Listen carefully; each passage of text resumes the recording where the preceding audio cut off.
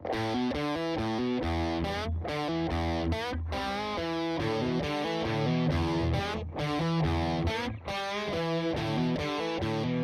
à tous, vous écoutez l'épisode 22 de Y'a plus de papier, un podcast d'Adrien et Mathieu sur l'écriture et le scénario. Salut Adrien. Salut Mathieu, ça va ? Bah oui, pareil qu'on est dans une autre année que l'année dernière. Bonne année Mathieu. Oui, bonne année toi-même. Et bonne année à tous les auditeurs. Ce mois-ci, nous allons parler du quotidien du scénariste, qui nourrit beaucoup de fantasmes. Et aussi, on va parler des premiers cachets en tant qu'auteur. Et attention, on va même parler d'argent. Ouh, ça va piquer ça. Il faudra un jingle, tu sais, ouais. des éclairs, un tonnerre, un truc un peu dark. Et on va parler de tout ça avec 3 invités au top. Mais avant de vous les présenter, nous allons remercier les tipeurs qui nous aident ce mois-ci. Ils sont nombreux. Nous avons le retour de Billy. Salut Billy. Salut Billy, ouais. Merci à Benoît, à Kassovitz, merci à Quentin, merci à Mickaël, merci à Minikim, merci à Flo4, merci à Inekis. Merci Maxence. Merci Marie, merci Thibaut, merci Valérie, merci Leïla, merci Daniel, merci Frédéric, merci Baptiste, merci Isora, merci Sarah, merci Arié et François bien sûr, Benjamin B et Dame Marmelade. J'adore son pseudo, Dame Marmelade. Marianne. Marianne bien sûr, elle se reconnaîtra. Et si comme eux vous voulez nous soutenir financièrement, suivez le lien Tipeee dans la description du podcast. Pour parler du quotidien du scénariste, nous recevons ce mois-ci 3 super invités. Sabrina Beccarine, scénariste et présidente de la Scénaristerie. Salut Sabrina, c'est un plaisir de t'avoir autour de cette table. Bonne année à vous. Bonjour Madame la Présidente. Il fallait que je le fasse. Nous recevons aussi Laure-Elisabeth Bourdeau, scénariste, journaliste. Salut Laure-Elisabeth. Bonjour tous les deux. Ça va ? Oui, très bien. Et le grand, on ne le présente plus, Robin Barato, scénariste, qui est de retour parmi nous et ça nous fait très plaisir. Salut Robin. Mais moi aussi, et bien bonjour à tout le monde. Et on le présente quand même, finalement. Bien sûr. Et avant de parler de notre sujet du mois, nous allons faire un petit tour de table pour savoir sur quoi chacun travaille en ce moment. Qui veut se lancer, qui veut se dévouer ? Je sens que Sabrina a envie de se lancer. Sabrina, je sens que tu travailles pas beaucoup en ce moment, non ? Bah non, je travaille pas en ce moment. Je vais pas dire que j'ai tout arrêté, mais j'ai fait une grosse parenthèse. Voilà, c'est les vacances ? Bah oui, voilà. Non, mais je me suis fait un petit burn-out, figurez-vous, au mois de septembre. Ah. Et voilà, et c'était un peu dur sur le coup, mais je suis très contente de l'avoir fait aujourd'hui. Ah oui, t'as plutôt bonne mine aujourd'hui. Oui, c'est vrai, t'es toute rayonnante. Oui, mais ça permet de se rendre compte de plein de choses sur ce qui fonctionne pas, dans notre façon de travailler, tout ça, et ça m'a bien éclairé sur beaucoup de choses. Et donc voilà, là je prends du temps pour moi, et donc j'ai tout arrêté. Bah, ça tombe bien ce sujet, t'as des choses à dire du coup. Oui, j'ai plein de choses à raconter. Donc je travaille sur rien. Eh ben super. Super, et comme quoi ça peut arriver. Ben oui. Laure-Elisabeth. Non, je t'écoute ce que tu dis, non, ça m'inspire. De toute façon, je pense qu'il faut des périodes comme ça pour recharger les batteries. Allez, et pour, faisons un burn-out. Ça m'inspire, je veux ne pas travailler. Le burn-out, je crois qu'on s'en passe tous, mais le côté, recharger les batteries pour avoir des idées, parce que ça n'est pas comme ça, et puis on peut pas tout le temps être dans un flux tendu qui est assez exténuant. Voilà. Et sinon, donc moi, je travaille en ce moment, j'ai une co-auteure qui s'appelle Johanna Goldschmidt, et en ce moment, on travaille toutes les deux sur un développement de série pour les 5-7 ans, voilà, qui va arriver petit à petit. On est vraiment sur le développement. Il reste beaucoup de temps avant que ça devienne vraiment quelque chose. C'est le tout début. Et sinon, on travaille sur un projet à nous pour France Télévisions, un 26 minutes qui s'appelle Moule Frites. Voilà, un sujet très porteur, la moule frite. Non. Voilà, c'est le surnom du personnage. Et voilà, donc on travaille sur ce 26 minutes assez intensément et ça nous occupe pas mal. Et puis après, quand on retrouve du temps un petit peu, on avance d'autres projets. Voilà. Super. Robin, sur quoi tu bosses en ce moment ? Eh bien, moi, je mets la dernière note sur ce projet dont je vous avais déjà parlé, projet personnel, qui est quand même en développement depuis à peu près 2 ans et demi. Développement avec une production. Eh ben. On fait les choses bien. Ça y est, là, c'est parti. Vendredi dernier, donc, nous avons envoyé le pitch à France 2. Donc, on va avoir un rendez-vous dans 15 jours, 3 semaines, je pense. Et puis voilà. Donc, ça y est, là, on est en train de finaliser ça pour pouvoir leur donner en main propre après le pitch, si ça les intéresse. D'accord. Pitch de 10 pages, c'est ça à peu près ? Non, alors en fait, maintenant, France Télévisions, pour les séries, tu dois leur envoyer un pitch d'1 page, qui a priori est une formalité. Enfin, ils vont pas refuser un projet sur le pitch. C'est plus, ça sert à déclencher un rendez-vous. C'est la grande nouveauté. C'est une des grandes nouveautés, c'est que maintenant, tu as un rendez-vous de 20 minutes avec ton producteur, mais donc avec toi. Maintenant, l'auteur va à la chaîne. Tu es face à 2 conseillers de programme qui sont choisis aléatoirement. Donc ça veut dire que c'est plus toi qui l'envoie à un chargé de programme. Et tu as 20 minutes pour leur pitcher ton projet. Et normalement, là, alors c'est tout nouveau, je crois qu'ils ont commencé ça en octobre, donc c'est tout nouveau. Et normalement, au terme des 20 minutes, ils doivent te dire si oui ou non ça les intéresse. Et si c'est oui, à ce moment-là, tu leur laisses le projet. Ou si tu veux le reprendre après les 20 minutes, après le pitch, à ce moment-là, tu as 1 semaine pour le reprendre. Et à partir du moment où tu leur donnes, ils ont 1 mois pour te dire oui ou non. Et l'autre grande nouveauté, a priori, c'est qu'à partir du moment où ils te disent oui et que tu as les réunions préparatoires, après, normalement, tu revois la chaîne à la version dialoguée. D'accord. Ce qui est là aussi un énorme changement. Mhm. Voilà. Donc là, nous, on a envoyé le pitch vendredi. Et puis là, on m'a proposé aussi un épisode de série, mais je n'ai pas encore donné ma réponse. Super. Et Bon, d'ailleurs, de toute façon, on en reparlera avec Voilà, ce que j'allais dire avec Pauline Rocafoul de la Guilde qui viendra nous parler de tout ce qui est de nouveau pour les scénaristes dans un hors-série qui arrive très prochainement. Et alors, juste, je précise que moi aussi, j'ai eu une période d'1 an et demi, alors je ne sais pas si ça va durer aussi longtemps, où je n'ai pas travaillé. Alors, moi, il n'y avait pas de burn-out. Il y avait juste un ras-le-bol. Alors, pas tant. Alors, pour le coup, c'était pas les idées qui manquaient, c'était juste le contexte, enfin, tout les productions, la chaîne, les lignes éditoriales, tout ça, qui faisait qu'il y a un moment, j'avais plus envie. Donc, je restais 1 an et demi sans travailler. C'est un des avantages du métier d'auteur. Quand tu as beaucoup travaillé avant, les droits te permettent de vivre un peu. vivre, ouais. voilà, au moins 1 an et demi. Et puis, manifestement, il semble que ce soit nécessaire, quoi. Quand tu travailles depuis longtemps, il y a un moment, peut-être qu'il faut faire un break et. Plutôt qu'un burn-out. Ouais. L'idéal, oui, c'est de s'arrêter avant le burn-out. Désolé, je sens que ça va être un running gag dans cet épisode. Faut mieux en rire. Moi, j'en rigole, donc c'est pas Super. de problème. On va bien s'entendre. Là. Eh ben, on rentre dans le vif du sujet. Mathieu, c'est le moment. Alors, chers amis, à quel moment devient-on scénariste ? Et la frontière est-elle la même pour tous, selon vous ? Cette question vous laisse pantois. Ça me fait plaisir. Elle On a bien- n'inspire aucune réponse. Non, c'est une très bonne question parce que j'ai l'impression que ça dépend des gens en fait. J'ai l'impression que c'est vraiment. La réponse est différente pour chacun. Ouais. Et je me demande si c'est pas un peu. C'est dans sa tête en fait. On décide qu'on l'est ou qu'on l'est pas en fait. Il y en a pour qui le passage de pouvoir dire je suis scénariste, c'est le jour où ils ont signé avec un producteur, où ils ont été rémunérés. Il y en a, c'est quand ils auront sorti quelque chose en salle ou à la télé. Il y en a, ils s'estiment scénaristes parce qu'ils ont écrit sur un bout de papier un truc. Il n'y a pas de. J'ai l'impression que c'est vraiment une question de confiance en soi, d'estime de soi et de. Enfin, c'est. Ouais, c'est. Est-ce qu'on a écrit. Il y en a. Oui, pareil, pour qui ça va être j'ai écrit un scénario, j'ai été sélectionné à un concours, donc ça me rend légitime. En fait, c'est où se situe la légitimité, en fait, parce que c'est assez compliqué, en fait. Il y en a qui font beaucoup de choses, mais qui se considèrent pas comme scénaristes aussi. Oui. Ça peut arriver. Donc, je pense que c'est vraiment une question de comment on se perçoit et. Comment vous percevez-vous, chers amis ? Moi, Elisabeth. j'ai commencé ma carrière en étant journaliste. Je suis toujours journaliste, mais je suis beaucoup plus scénariste maintenant. Et en effet, je me souviens d'un de mes profs de journalisme qui me disait on est journaliste à partir du moment où on écrit son premier article. On a une posture de journaliste, donc on est journaliste. Il n'y a pas besoin d'attendre une carte, une autorisation, la reconnaissance de ses pairs ou de ses lecteurs. Donc je trouvais ça bizarre comme réflexion, mais en fait en pratiquant je me dis que oui c'est vrai, et du coup par extension je trouve que c'est un peu la même chose en tant que scénariste, parce que ça commence très très vite, on peut très vite devenir scénariste malgré nous. Non voilà, ça arrive vite et après c'est pas toute une histoire, enfin voilà, c'est une activité qu'on fait, qu'on peut suspendre, qu'on peut reprendre. Dans le journalisme, il y a la carte de presse. Ouais, tu veux me lancer là-dessus?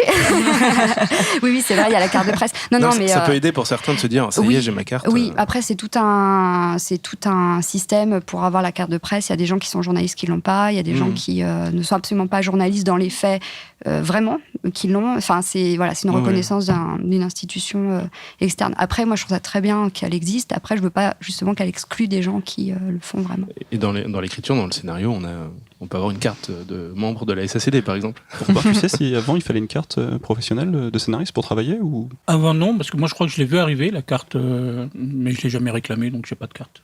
Donc peut-être que je suis pas scénariste. La carte quoi? La carte SACD? La carte... Ah oui. Oui, non, c'est juste pour te rappeler ton numéro d'adhérent. Oui, c'est surtout ça. Il n'y a pas eu de carte professionnelle comme il y avait comme pour être intermittent, par exemple. Non. C'est surtout pour le Wi-Fi de la maison des auteurs. C'est ça. Mais c'est vrai que soyons honnêtes. c'est pas évident, parce que c'est vrai qu'au début, les gens te demandent tu fais quoi comme métier? Tu dis je suis scénariste. Ils font t'as fait quoi? Et là, gros blanc. Je fais j'écris quoi, mais bon, c'est pas encore, ça prend du temps. Et pendant des années, tu leur dis non, mais t'es toujours sur le même projet en fait. Enfin, moi, Les Innocentes, je sais que le scénario, on a mis 6 ans, je crois, à l'écrire. Donc t'as tes potes, tu les vois régulièrement et tout. T'en es où? Écoute, j'écris toujours les projets avec Lennon. Au bout d'un moment, ils te croient plus en fait. Ça, donc, et en plus, si t'as pas de peau et que le film se fait pas.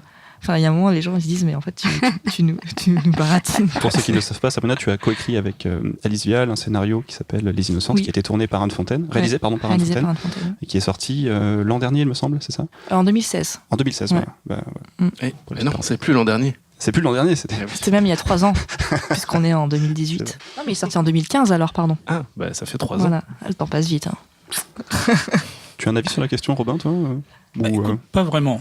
Si ce n'est que, puisque tu parlais de cap professionnel, ça me semble compliqué en fait, parce que comment on valide ça, quoi ? Moi, je considère qu'un journaliste qui fait que ça et que j'irai chercher pour un projet et avec qui j'écrirai et qui de fait serait scénariste, enfin co-auteur du truc, serait scénariste, et en même temps, je pense qu'il ne remplirait pas les conditions pour avoir une carte professionnelle. Moi, si vraiment il faut faire... Moi, je distinguerais le scénariste, c'est-à-dire comme un type qui joue au foot tous les dimanches et footballeur, sans gagner des fortunes. Donc, on peut être scénariste tout en étant journaliste.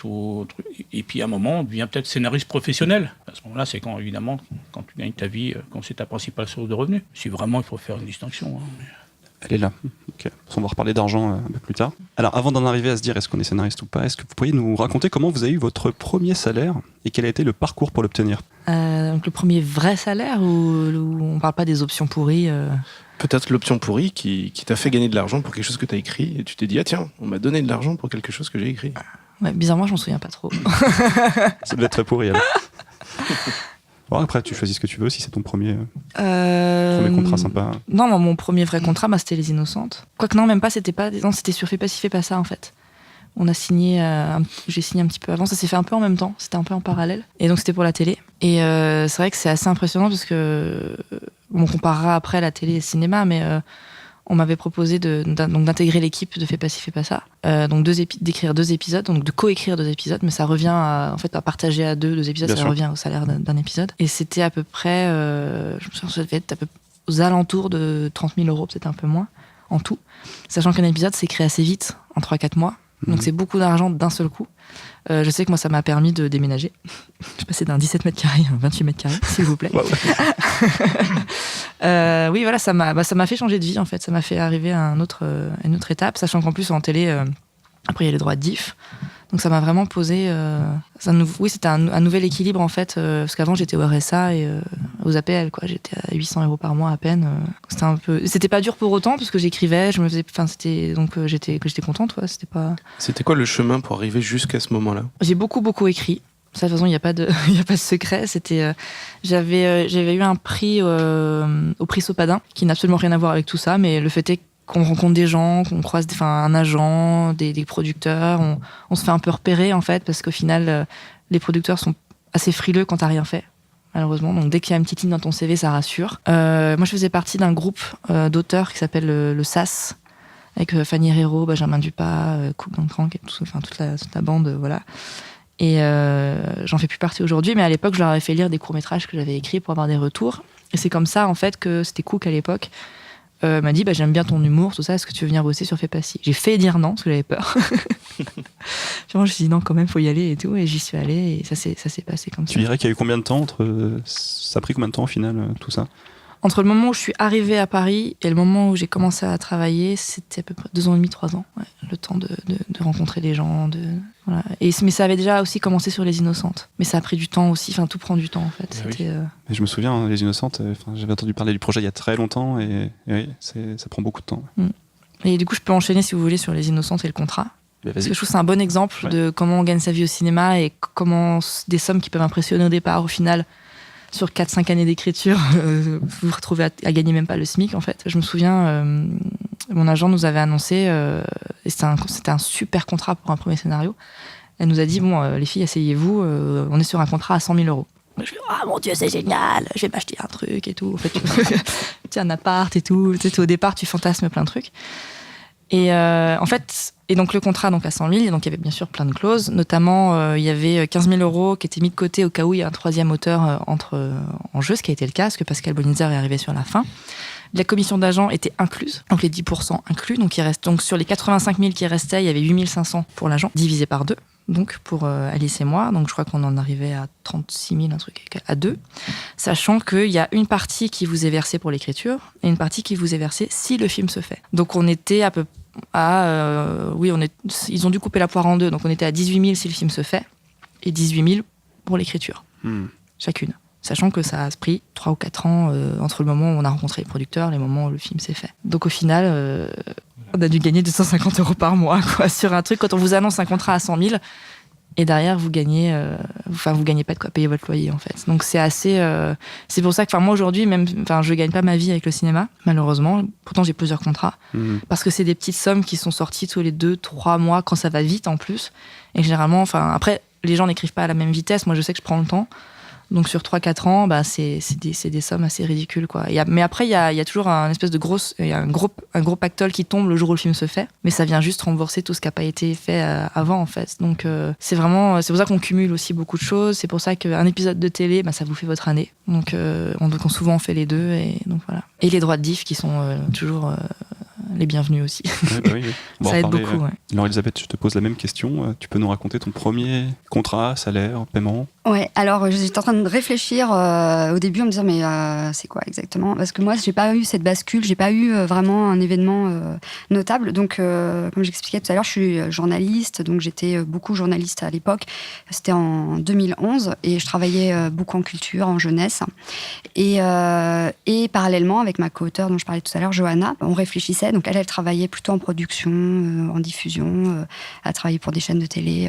On réfléchissait à travailler ensemble sur des projets à nous. Et en bonne passionnée de séries télé, on réfléchissait à des concepts, on était un petit peu pleine de naïveté et de fraîcheur, et c'est très bien, et on essaie de la garder, cette attitude. Et voilà. Et puis, en fait, donc on développait des petites choses de notre côté, on ne les montrait pas tant que ça, et on gagnait notre vie parallèlement avec nos activités à nous. Et puis, Johanna s'est retrouvée, en fait, à être embauchée par une boîte de production en animation, Studio 100, qui, elle a travaillé pour eux à la coordination d'écriture d'une série. Alors, c'est Maya l'abeille. Voilà, c'est bien. non, mais par rapport à Les Innocentes, je trouve ça rigolo. Donc, c'était Maya l'abeille. Et, grosse licence. Et donc, oui, mais c'est juste pas le même public. Voilà, pas le même public. Et encore, je pense que certains qui ont vu Les Innocentes ont vu Maya l'abeille. Incroyable. Voilà, et donc, pendant qu'elle travaillait, elle me dit, mais c'est fou, on n'a jamais pensé à faire de l'anime. Sachant que, parallèlement, moi, je suis diplômée en littérature pour enfants, je m'intéresse beaucoup à l'écriture pour les enfants. Mais voilà, j'écrivais pour les adultes en tant que scénariste, et je pensais pas à écrire pour les enfants, pas plus que ça en tout cas. Et elle me dit, mais vas-y, on s'essaye. Et donc on a commencé à proposer des pitchs, et voilà, et ça a cliqué. Et donc on a comme ça écrit nos 3 premières histoires parallèlement à nos autres activités. Et puis on n'a pas trop vu la différence au niveau argent, puisqu'en fait on était déjà habitué à avoir des bouts de travail par-ci, par-là. Donc ça a été juste un bout de travail en plus qui s'est additionné. Sauf que on s'est dit, tiens, ça fonctionne bien, c'est super intéressant. Et surtout un pan entier s'est ouvert de l'animation. Et du coup, ça a pris combien de temps, ce chemin, tu penses tu pourrais... Après, en fait, moi, j'étais la plus froussarde des deux, parce qu'elle me dit, vas-y, on fait que du scénario et tout ça. Et moi, je disais, attends, on sait pas, on connaît pas bien, est-ce qu'on est faite pour ça ? Et puis, on n'a pas fait les études pour, enfin, voilà.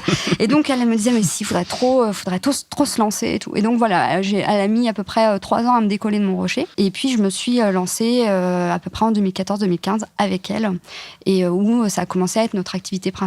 Et ça a vraiment été notre activité principale en 2015-2016. Sachant que moi, je reste un petit peu journaliste, et on a toujours des petits à côté, parce qu'en fait, le métier de scénariste, ça touche plein d'autres compétences. Bien sûr. Voilà. Robin ? Malheureusement, alors on avait déjà un petit peu parlé dans l'épisode sur la télévision, mais je sais que c'était pas la même période, mais donc on peut peut-être revenir dessus, sur ton premier contrat. Mais moi, ça s'est fait super vite, en fait. Vraiment, c'est-à-dire que je travaillais sur les tournages. Sur les tournages, j'ai rencontré Jean, qui est devenu mon pote. Au bout de 7-8 ans, on s'est rendu compte qu'en fait, on n'aimait pas forcément ça, les tournages, et en tout cas tout ce qui est autour, et qu'on avait envie d'écrire. Et donc, on s'est préparé, enfin, une première étape, on s'est rendu compte qu'on ne savait pas, donc on s'est préparé pendant un peu plus d'1 an. Chacun de son côté, lui, il est parti faire du montage, qui est une excellente école d'écriture. Et puis, quand on s'est senti prêt, on a rencontré un agent qui nous a demandé ce qu'on avait envie de faire, ce qu'on savait faire, ce qu'on aimait, surtout. Et puis, nous a envoyé sur des trucs, et c'est passé tout de suite, en fait. Et vous êtes arrivé face à cet agent, et vous aviez rien ? Vous aviez quelque chose ? Ou qu'est-ce que vous avez proposé ? Comment ça s'est passé ? Comment vous êtes arrivé arrivé jusqu'à cet agent ?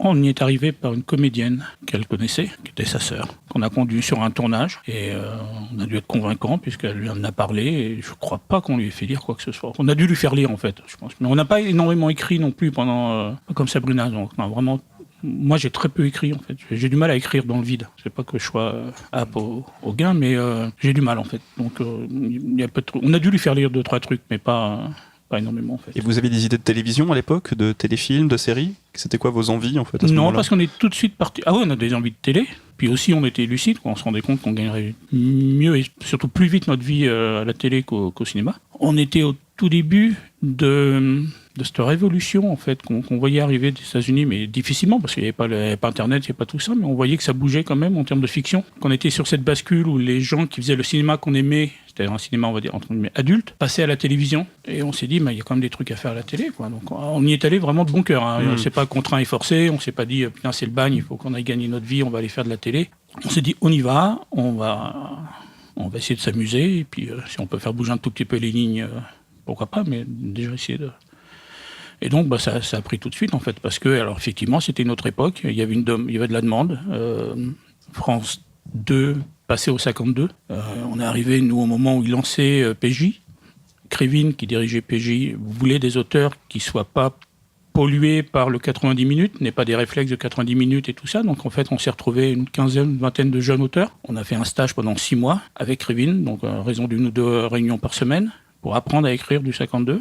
Puis après, on a enchaîné sur l'écriture de PJ, en fait, pendant 10 ans. Et en parallèle, on est allé sur des séries de TF1. C'était l'époque où les séries TF1 faisaient 10 millions de téléspectateurs. C'est énorme. Et en fait, ils recevaient les auteurs, les jeunes auteurs, mais à bras ouverts, en fait. Vraiment. Je ne sais pas si ça a beaucoup changé, je sais pas si ça a changé et tout, mais vraiment, ils ne faisaient pas de différence. Parce que si ça ne marche pas, tu leur proposes une idée qui n'est pas bonne, ça leur coûte rien, en fait. Ça leur coûte les 20 minutes ou l'heure qui t'ont consacré pour t'expliquer le projet, et puis le temps pour lire. Puis si c'est pas bon, ils disent au revoir, et puis voilà. Donc en fait, on était vachement bien reçus, puis on est parti tout de suite. Je crois que le premier contrat sur TF1, c'était Un homme en colère, une série avec Richard Boranger, qui se trouve être aussi le premier film comme réalisatrice de Laurence Catrian, qui aujourd'hui est une réalisatrice importante. Donc c'était un film de débutant, alors que c'était Richard Boranger qui était quand même à l'apogée de sa carrière, que c'était TF1 et que ça fait du 10 millions, quoi. Donc ton premier contrat, c'était sur PJ.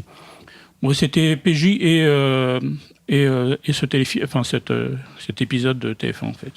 Après, ça s'est joué, je pense, à quelques semaines près, mais je ne sais plus lequel on a signé en premier, en fait. Et est-ce que ça a déclenché des revenus réguliers ? Ça a déclenché des revenus, déjà. Et pour le coup, alors, ce que dit Sabrina, c'est totalement vrai. C'est-à-dire que tu te trouves face à une montagne d'argent, vraiment. Sauf que nous, on ne décortique pas. Après, ils ne vont pas nous dire c'est 100 000, puis au final, tu te trouves avec 18 000 sur 4 ans, quoi. C'est-à-dire qu'à la télé, t'es là. Alors, tant que tu avances, tu t'es payé, et tu es très très bien payé. C'est quand même un des gros trucs du métier d'auteur, c'est que tu passes de zéro à des sommes folles. Et je connais pas beaucoup de métiers où tu peux avoir ce trajet aussi rapide. Quand tu es ingénieur, tu commences jeune ingénieur, et puis pour tripler ou quadrupler ton salaire, il va te falloir 20 ans, quoi. Alors que là, tu passes effectivement du RSA, de zéro, à un contrat... Alors aujourd'hui, les contrats de 52 minutes sont 25 000 €, quoi. Et si tu vas au bout, alors tu vas pas toujours au bout, mais... si tu fais la moitié, ça suffit, quoi. Sauf qu'à l'époque, en l'occurrence, on allait au bout en plus. Ouais. Donc on s'est retrouvé à gagner beaucoup d'argent tout de suite, avec des dangers sur lesquels on reviendra. Tout à fait. Et toi, Adrien, ton premier contrat ? Il y a eu beaucoup de petits contrats merdiques pendant longtemps, et puis après ça s'est régularisé aussi. Merdique payé ? Merdique payé, ouais, merdique. C'est quoi le premier merdique payé ?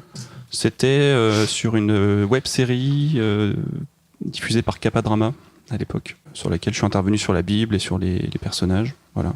Et je me suis retrouvé à écrire des Bibles en un week-end, réécrire des Bibles en un week-end, et refaire des personnages, bref, voilà. L'homme à tout faire, l'homme à tout écrire. C'est ça. Et moi, puisque personne ne demande, mon premier contrat où j'ai reçu de l'argent, je me suis dit waouh, c'est chouette, des contrats avec des sommes et je dois travailler.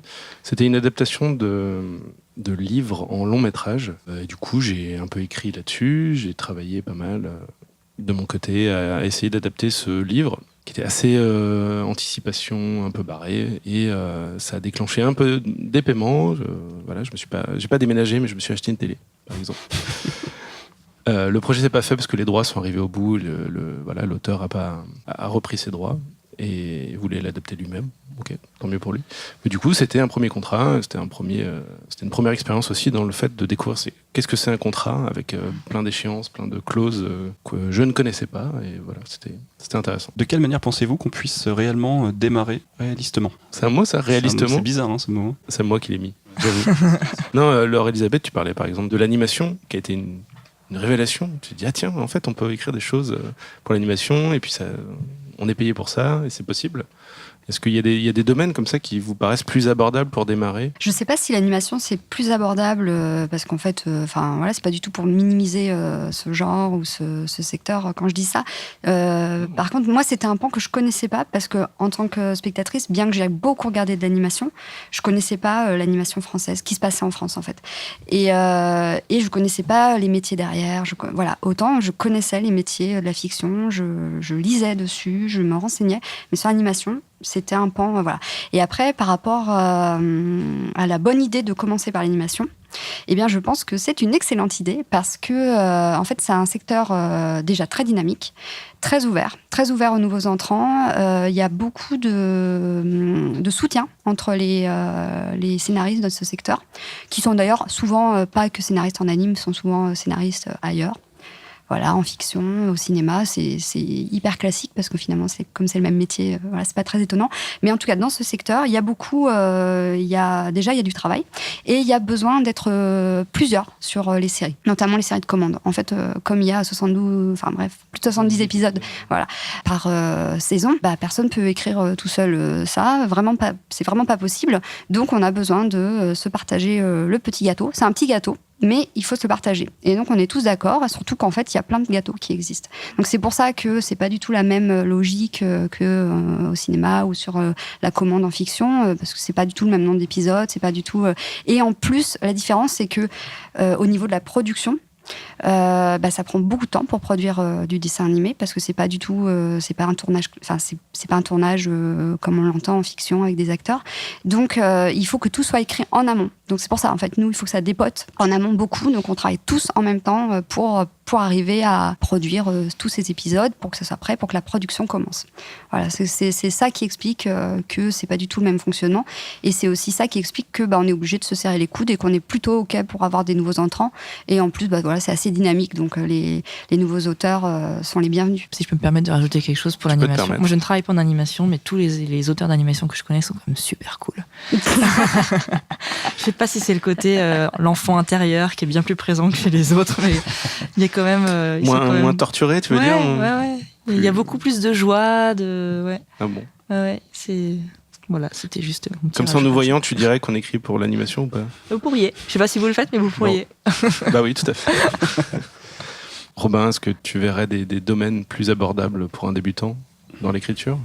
Là, aujourd'hui, non. Tout est perdu. Non, je ne sais pas en fait. Je ne sais pas ce qui est plus facile. Moi, à mon époque, les jeunes allaient directement, on les envoyait directement sur Sous le Soleil. Parce qu'il y avait beaucoup, là aussi, presque de l'animation, il y avait beaucoup d'épisodes à écrire, que évidemment les gros auteurs en place de l'époque n'avaient aucun intérêt à aller faire ça. Donc on envoyait les jeunes. Et en fait, ceux qui survivaient pouvaient faire carrière. Ceux qui survivaient. Mais parce que ça servait aussi à ça. Ça servait des serveuses à salade et que... Mais c'est toujours le cas en fait, avec des séries comme Scène de ménage. Plus belle la vie. Voilà, Plus belle la vie. On a toujours des séries comme ça oui, aujourd'hui. Probablement, oui. Sauf que moi, je trouve qu'on est tombé sur une agent qui était intelligente, je vais la citer, même si c'est plus mon agent, c'était Lisa Riff, et qui s'est dit qu'on n'avait pas grand-chose à aller faire là-bas, qu'on perdrait probablement la foi, donc on nous envoyait directement sur de la fiction de Prime. Mais je me souviens qu'à l'époque, quand on débutait, on allait sur Soleil. D'accord, c'est intéressant tout ça. Il y a une critique qu'on entend régulièrement, c'est la question des relations et de ce qui nous fait travailler. On parle parfois de piston. Nous, on pense en tout cas que le piston, je ne sais pas si ça peut exister, mais c'est quoi le piston en fait ? Parce que tu te fais ton réseau et c'est ton réseau qui te fait travailler au bout d'un moment parce que les gens se recommandent, on connaît des gens qui nous découvrent, etc. On a toujours du travail par rapport aux gens qu'on connaît finalement. Et est-ce que c'est ça être pistonné ? Je ne suis pas sûr. Et est-ce que le piston existe finalement ? Qu'est-ce qu'il faut répondre à ceux qui pensent que c'est comme ça que ça marche ? Oui, le piston existe. Je ne pense pas que ça soit comme ça que ça marche. Mais c'est pas du piston négatif comme on peut le... Il y en a. Il y en a. Moi, j'ai une amie qui écrit un scénario depuis 2 ans et qui en a dit telle personne va vous aider à coécrire parce qu'elle adore le projet et c'est la sœur de machin. Elle n'a jamais écrit un scénario de sa vie et ils l'ont imposé sur le scénario parce que c'était la sœur d'un grand acteur. En fait. Ouais. Et c'est insupportable. Ça reste rare, c'est une exception. Ça reste rare, mais c'est le genre de truc qui te plombe parce que tu es là depuis 2 ans, tu fais ce métier depuis 15 ans. Et on t'amène quelqu'un qui a jamais écrit, qui a juste trop kiffé le scénario et qui a trop envie de mettre son nom dessus. On te demandera hors antenne. Et après, le piston, dans le sens où... Non, comme tu dis, c'est C'est une question de réseau, c'est-à-dire que, par exemple, aujourd'hui, quand on regarde l'équipe de 10%, c'est que des gens du SaaS et un petit peu des indélébiles, en fait. Mais c'est une question de... En fait, on se connaît. Et c'est pas parce qu'on se connaît qu'on se fait travailler, c'est juste parce qu'on a lu. Moi, aux indélébiles, ça fait 8 ans qu'on lit les textes des uns des autres. On se connaît par cœur, on connaît notre style, on sait qui écrit quoi, qui a quel genre d'humour, tout ça. Donc tout de suite, on dit, bah oui, on peut se recommander, on peut s'engager sur les projets les uns des autres. Donc c'est pas du piston dans le sens où je te fais travailler parce que je t'aime bien. Je sais ce que tu vaux, entre guillemets, mais je sais ce que t'écris, je sais comment tu l'écris, je sais que t'es un bon bosseur. Et donc évidemment que j'ai envie de travailler avec toi parce que je sais que ça sera plus simple et ça sera toujours ça en moins au niveau des inquiétudes et tout ça, quoi. Donc oui, c'est comme ça que ça marche. Mais c'est un travail aussi. C'est ça, je pense que 50% du travail, c'est notre réseau, en fait. Bah oui. Il faut le construire et donc ça fait partie du boulot, en fait, tout simplement. Puisqu'on entend, ouais, mais un tel travaille parce qu'il connaît machin. Bah oui, mais Bah, pour arriver à connaître machin, il y a du travail aussi derrière, Ouais, en fait. Ouais. c'est ça. Voilà, tais-toi, troll. Vous voulez rebondir peut-être ou... Quelque chose à dire, les amis, spécialement? Non, je complète. C'est vrai qu'en plus, si on est amené à travailler en équipe avec la personne, c'est bien de connaître déjà son travail, sa façon d'écrire. Enfin, c'est tout un tout. Il y a le ton de la personne, ses forces, ses faiblesses. Enfin, faut que ça clique. Donc effectivement, souvent, on va plus aimer travailler avec quelqu'un qu'on connaît déjà. Ça me semble un peu logique. Après, comme je le disais tout à l'heure, c'est très bien aussi des nouveaux entrants, que ce soit nouveaux entrants dans la profession ou nouveaux entrants sur un projet, parce que ça redistribue les cartes, parce que ça... Qu'il soit pas la sœur de quelqu'un, quoi. Bah, ça, c'est toujours gênant. Non, Après, ça, elle peut être douée, la sœur. Hein, mais... Voilà, Ouais. ça, c'est gênant. Bizarrement, Parfois, j'ai elle l'est pas. l'impression que c'est rarement le cas, en fait. Il y a toujours la bonne surprise.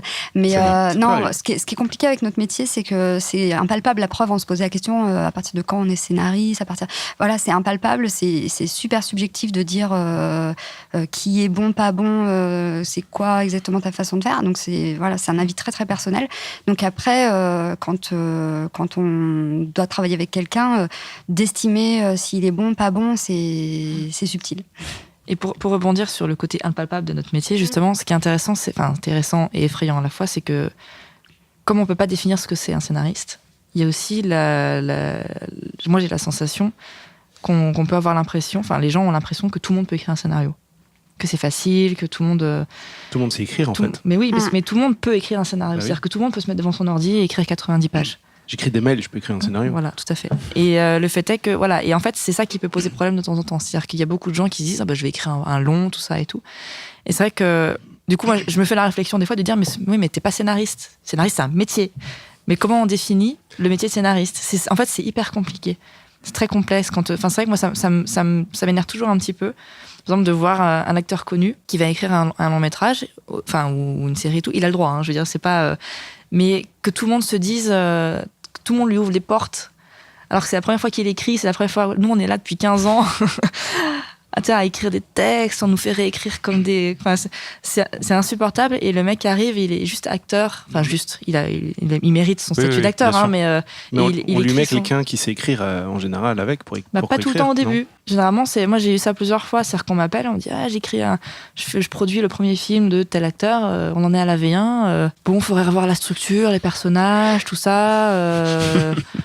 Oui, en gros, fallait peut-être engager un scénariste dès le départ, en fait. Et c'est ça qui est frustrant, c'est-à-dire que parce qu'on pense que tout le monde peut écrire, on se permet aussi et en même temps, il faut donner sa chance à tout le monde. Mais c'est ça qui est compliqué, en fait, parce que tu sais jamais ce qui va arriver, en fait. Tu peux avoir un super texte, comme tu peux avoir un texte tout naze, mais tu peux pas savoir à l'avance. Donc c'est la complexité, j'ai l'impression, de notre métier et aussi des relations avec les producteurs et tout ça, quoi. Robin, tu voulais dire quelque chose ou là-dessus ou pas spécialement? Non, je trouve le terme piston très négatif. À la télé, on m'a jamais imposé quelqu'un. On m'a proposé des codeurs, mais en tout cas, jamais quelqu'un qui m'est paru illégitime. Ça, c'est une chose. Après, il y a le réseau. Alors, le réseau, ça fait super peur quand on est débutant, parce que pour le coup, on n'en a pas. Et on se demande comment on fait. Donc, il y a une nouveauté ces derniers temps, qui n'existait pas avant, qui sont effectivement les collectifs, où on les voit grandir ensemble. Et puis, après, il y en a un qui, par un autre truc, va réussir à ouvrir une porte, et puis qui va entraîner tout le monde. Le SAS, par exemple, moi je connais mieux que les indélébiles. Qui porte bien son nom pour le coup. Qui ouvre une porte.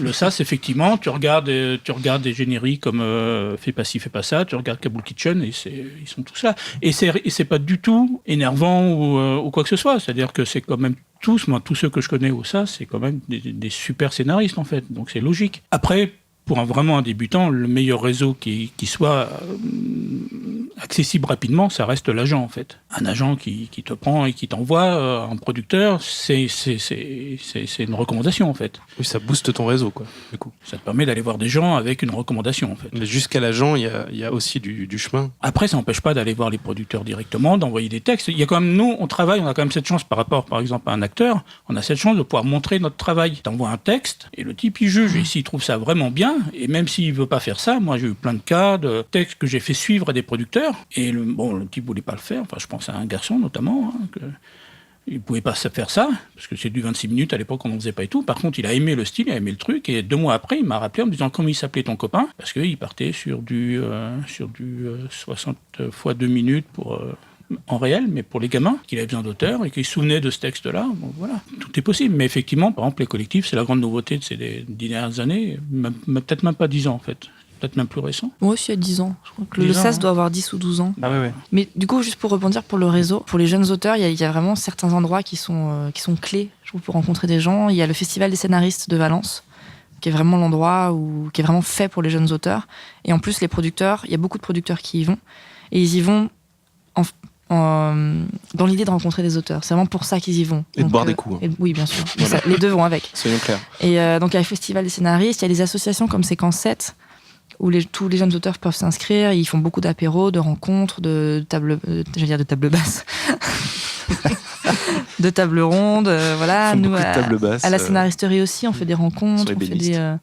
Et pareil, oui, envoyez vos projets au concours de scénario, au FAI, à tout ce qui existe en fait, toutes les bourses. C'est là qu'on rencontre des gens, c'est là qu'on se fait remarquer. Il faut être un peu partout, quoi. Est-ce que les réseaux sociaux, c'est aussi un moyen de se faire connaître, de se faire un réseau ? Facebook, Twitter, Instagram. Est-ce que vous en servez, vous, par exemple, pour vous promouvoir ? Promouvoir, oui, mais pour rencontrer des gens, enfin non.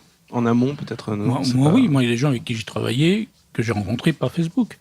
Donc on ne s'envoie pas un message en disant tiens, j'ai envie de bosser et tout ça, c'est juste des relations.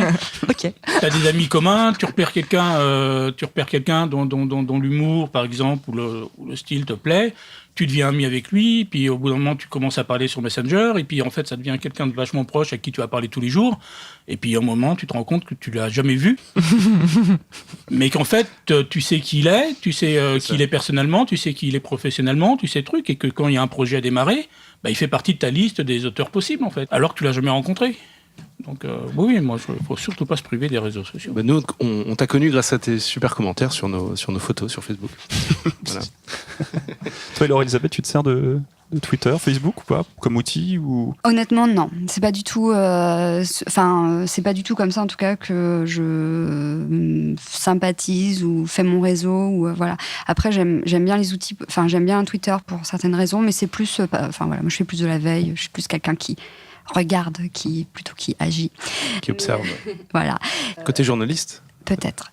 Et par contre, pour rebondir sur ce que sur ce que vous disiez tous les deux, en fait, ce qui est compliqué, je trouve, c'est que nous, scénaristes, on est habitués à travailler un peu tout seul dans notre coin. Et en effet, une des clés, c'est de se mettre en réseau, c'est d'aller vers les autres, c'est de sortir de sa coquille. Donc, c'est un peu compliqué. Donc, il faut, en fait, à la fois prévoir ces périodes-là de travail de son côté, mais il faut aussi aller vers les autres, que ça soit sur les lieux physiques ou alors, effectivement, en envoyant ses projets, en essayant de se rapprocher de collectifs si c'est comme ça qu'on a envie de procéder. Après, ça colle pas forcément à tous les scénaristes, parce qu'il faut aimer faire lire tout ce qu'on fait. C'est pas quelque chose de facile, parce qu'on fait lire à des gens avec qui c'est juste une relation de bienveillance professionnelle, mais voilà.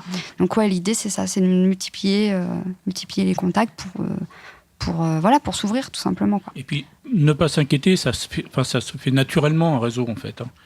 Faut pas croire qu'on passe son temps à aller toquer aux portes, à rencontrer des gens. C'est-à-dire que il n'y a pas de to-do list. Effectivement, il y a une démarche à faire, notamment par rapport à un agent. Mais à partir du moment où tu vas commencer à travailler, par exemple, il y a aussi ton travail qui te sert de réseau, j'ai envie de dire. C'est-à-dire que les producteurs, ils regardent les trucs, ils voient ton nom au générique, tu existes. Ouais. S'ils ont aimé, tu existes encore plus. Et puis le jour où ils ont besoin, c'est pas compliqué de trouver tes coordonnées. Donc c'est un tout petit milieu. Donc ça va vite, puis tu rencontres des gens, et puis faut pas trop s'inquiéter, quoi. Ça vient naturellement. Moi, j'ai jamais fait aucune démarche. À part le premier jour d'aller vers un agent, après ça se fait naturellement, enfin, c'est un effet boule de neige, quoi. Ouais. Mais par contre, je sais pas si on peut parler de réseau, mais 20 ans après, moi, je continue à travailler quasiment que comme ça, en fait. Ah oui. Mais au bout de 20 ans, tu connais un peu beaucoup de monde. Donc effectivement, les gens te rappellent. Cet épisode qu'on me propose, c'est parce qu'un type avec qui je travaille depuis longtemps, avec qui j'ai beaucoup travaillé, vient de prendre la direction de collection de la série et que naturellement, ils ont un texte sur lequel ils aimeraient avoir un co-auteur.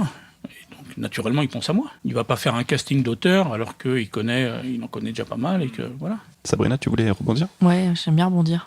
rebondit beaucoup aujourd'hui. Oui, par rapport au fait de... Moi, je sais qu'avec un de mes co-auteurs qui s'appelle Léo Carman, on a un projet de long métrage là, qui va se tourner au printemps. Yes. Félicitations. Après 7 ans de... Et pendant très longtemps, on a essayé de le faire lire à des producteurs qu'on admirait.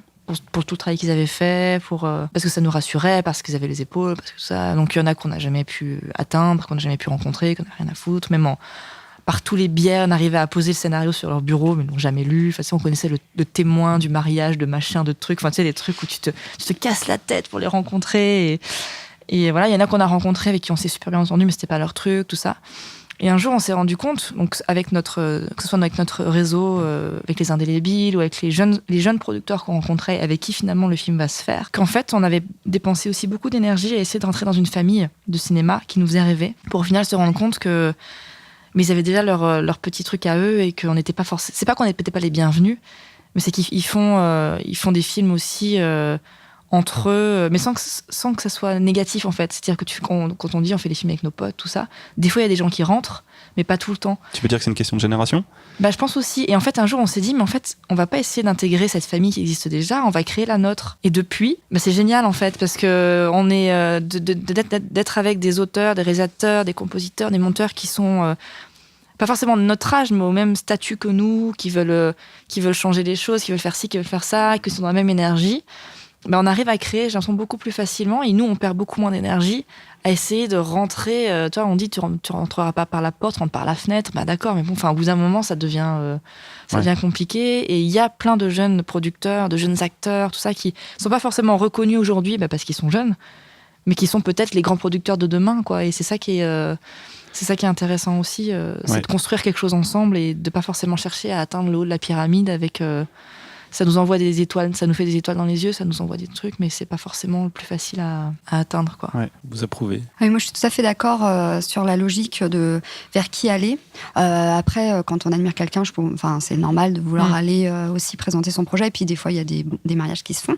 Mais oui, moi, là, à force, en réflexion, je me suis aperçue que quand on va voir des gens qui partagent des valeurs, que ce soit sur le propos que nous on porte, ou même dans la façon de faire les projets, ça clique très facilement. Et effectivement, finalement, on se retrouve c'est une question d'écosystème qui fonctionne, quoi. On va voir des gens et l'accroche se fait beaucoup plus facilement. Et je crois qu'en plus, ils ont encore plus envie de porter le projet, voilà, parce qu'ils se sentent choisis, pas forcément, choisis pour eux et qui sont pas le second choix ou le troisième choix.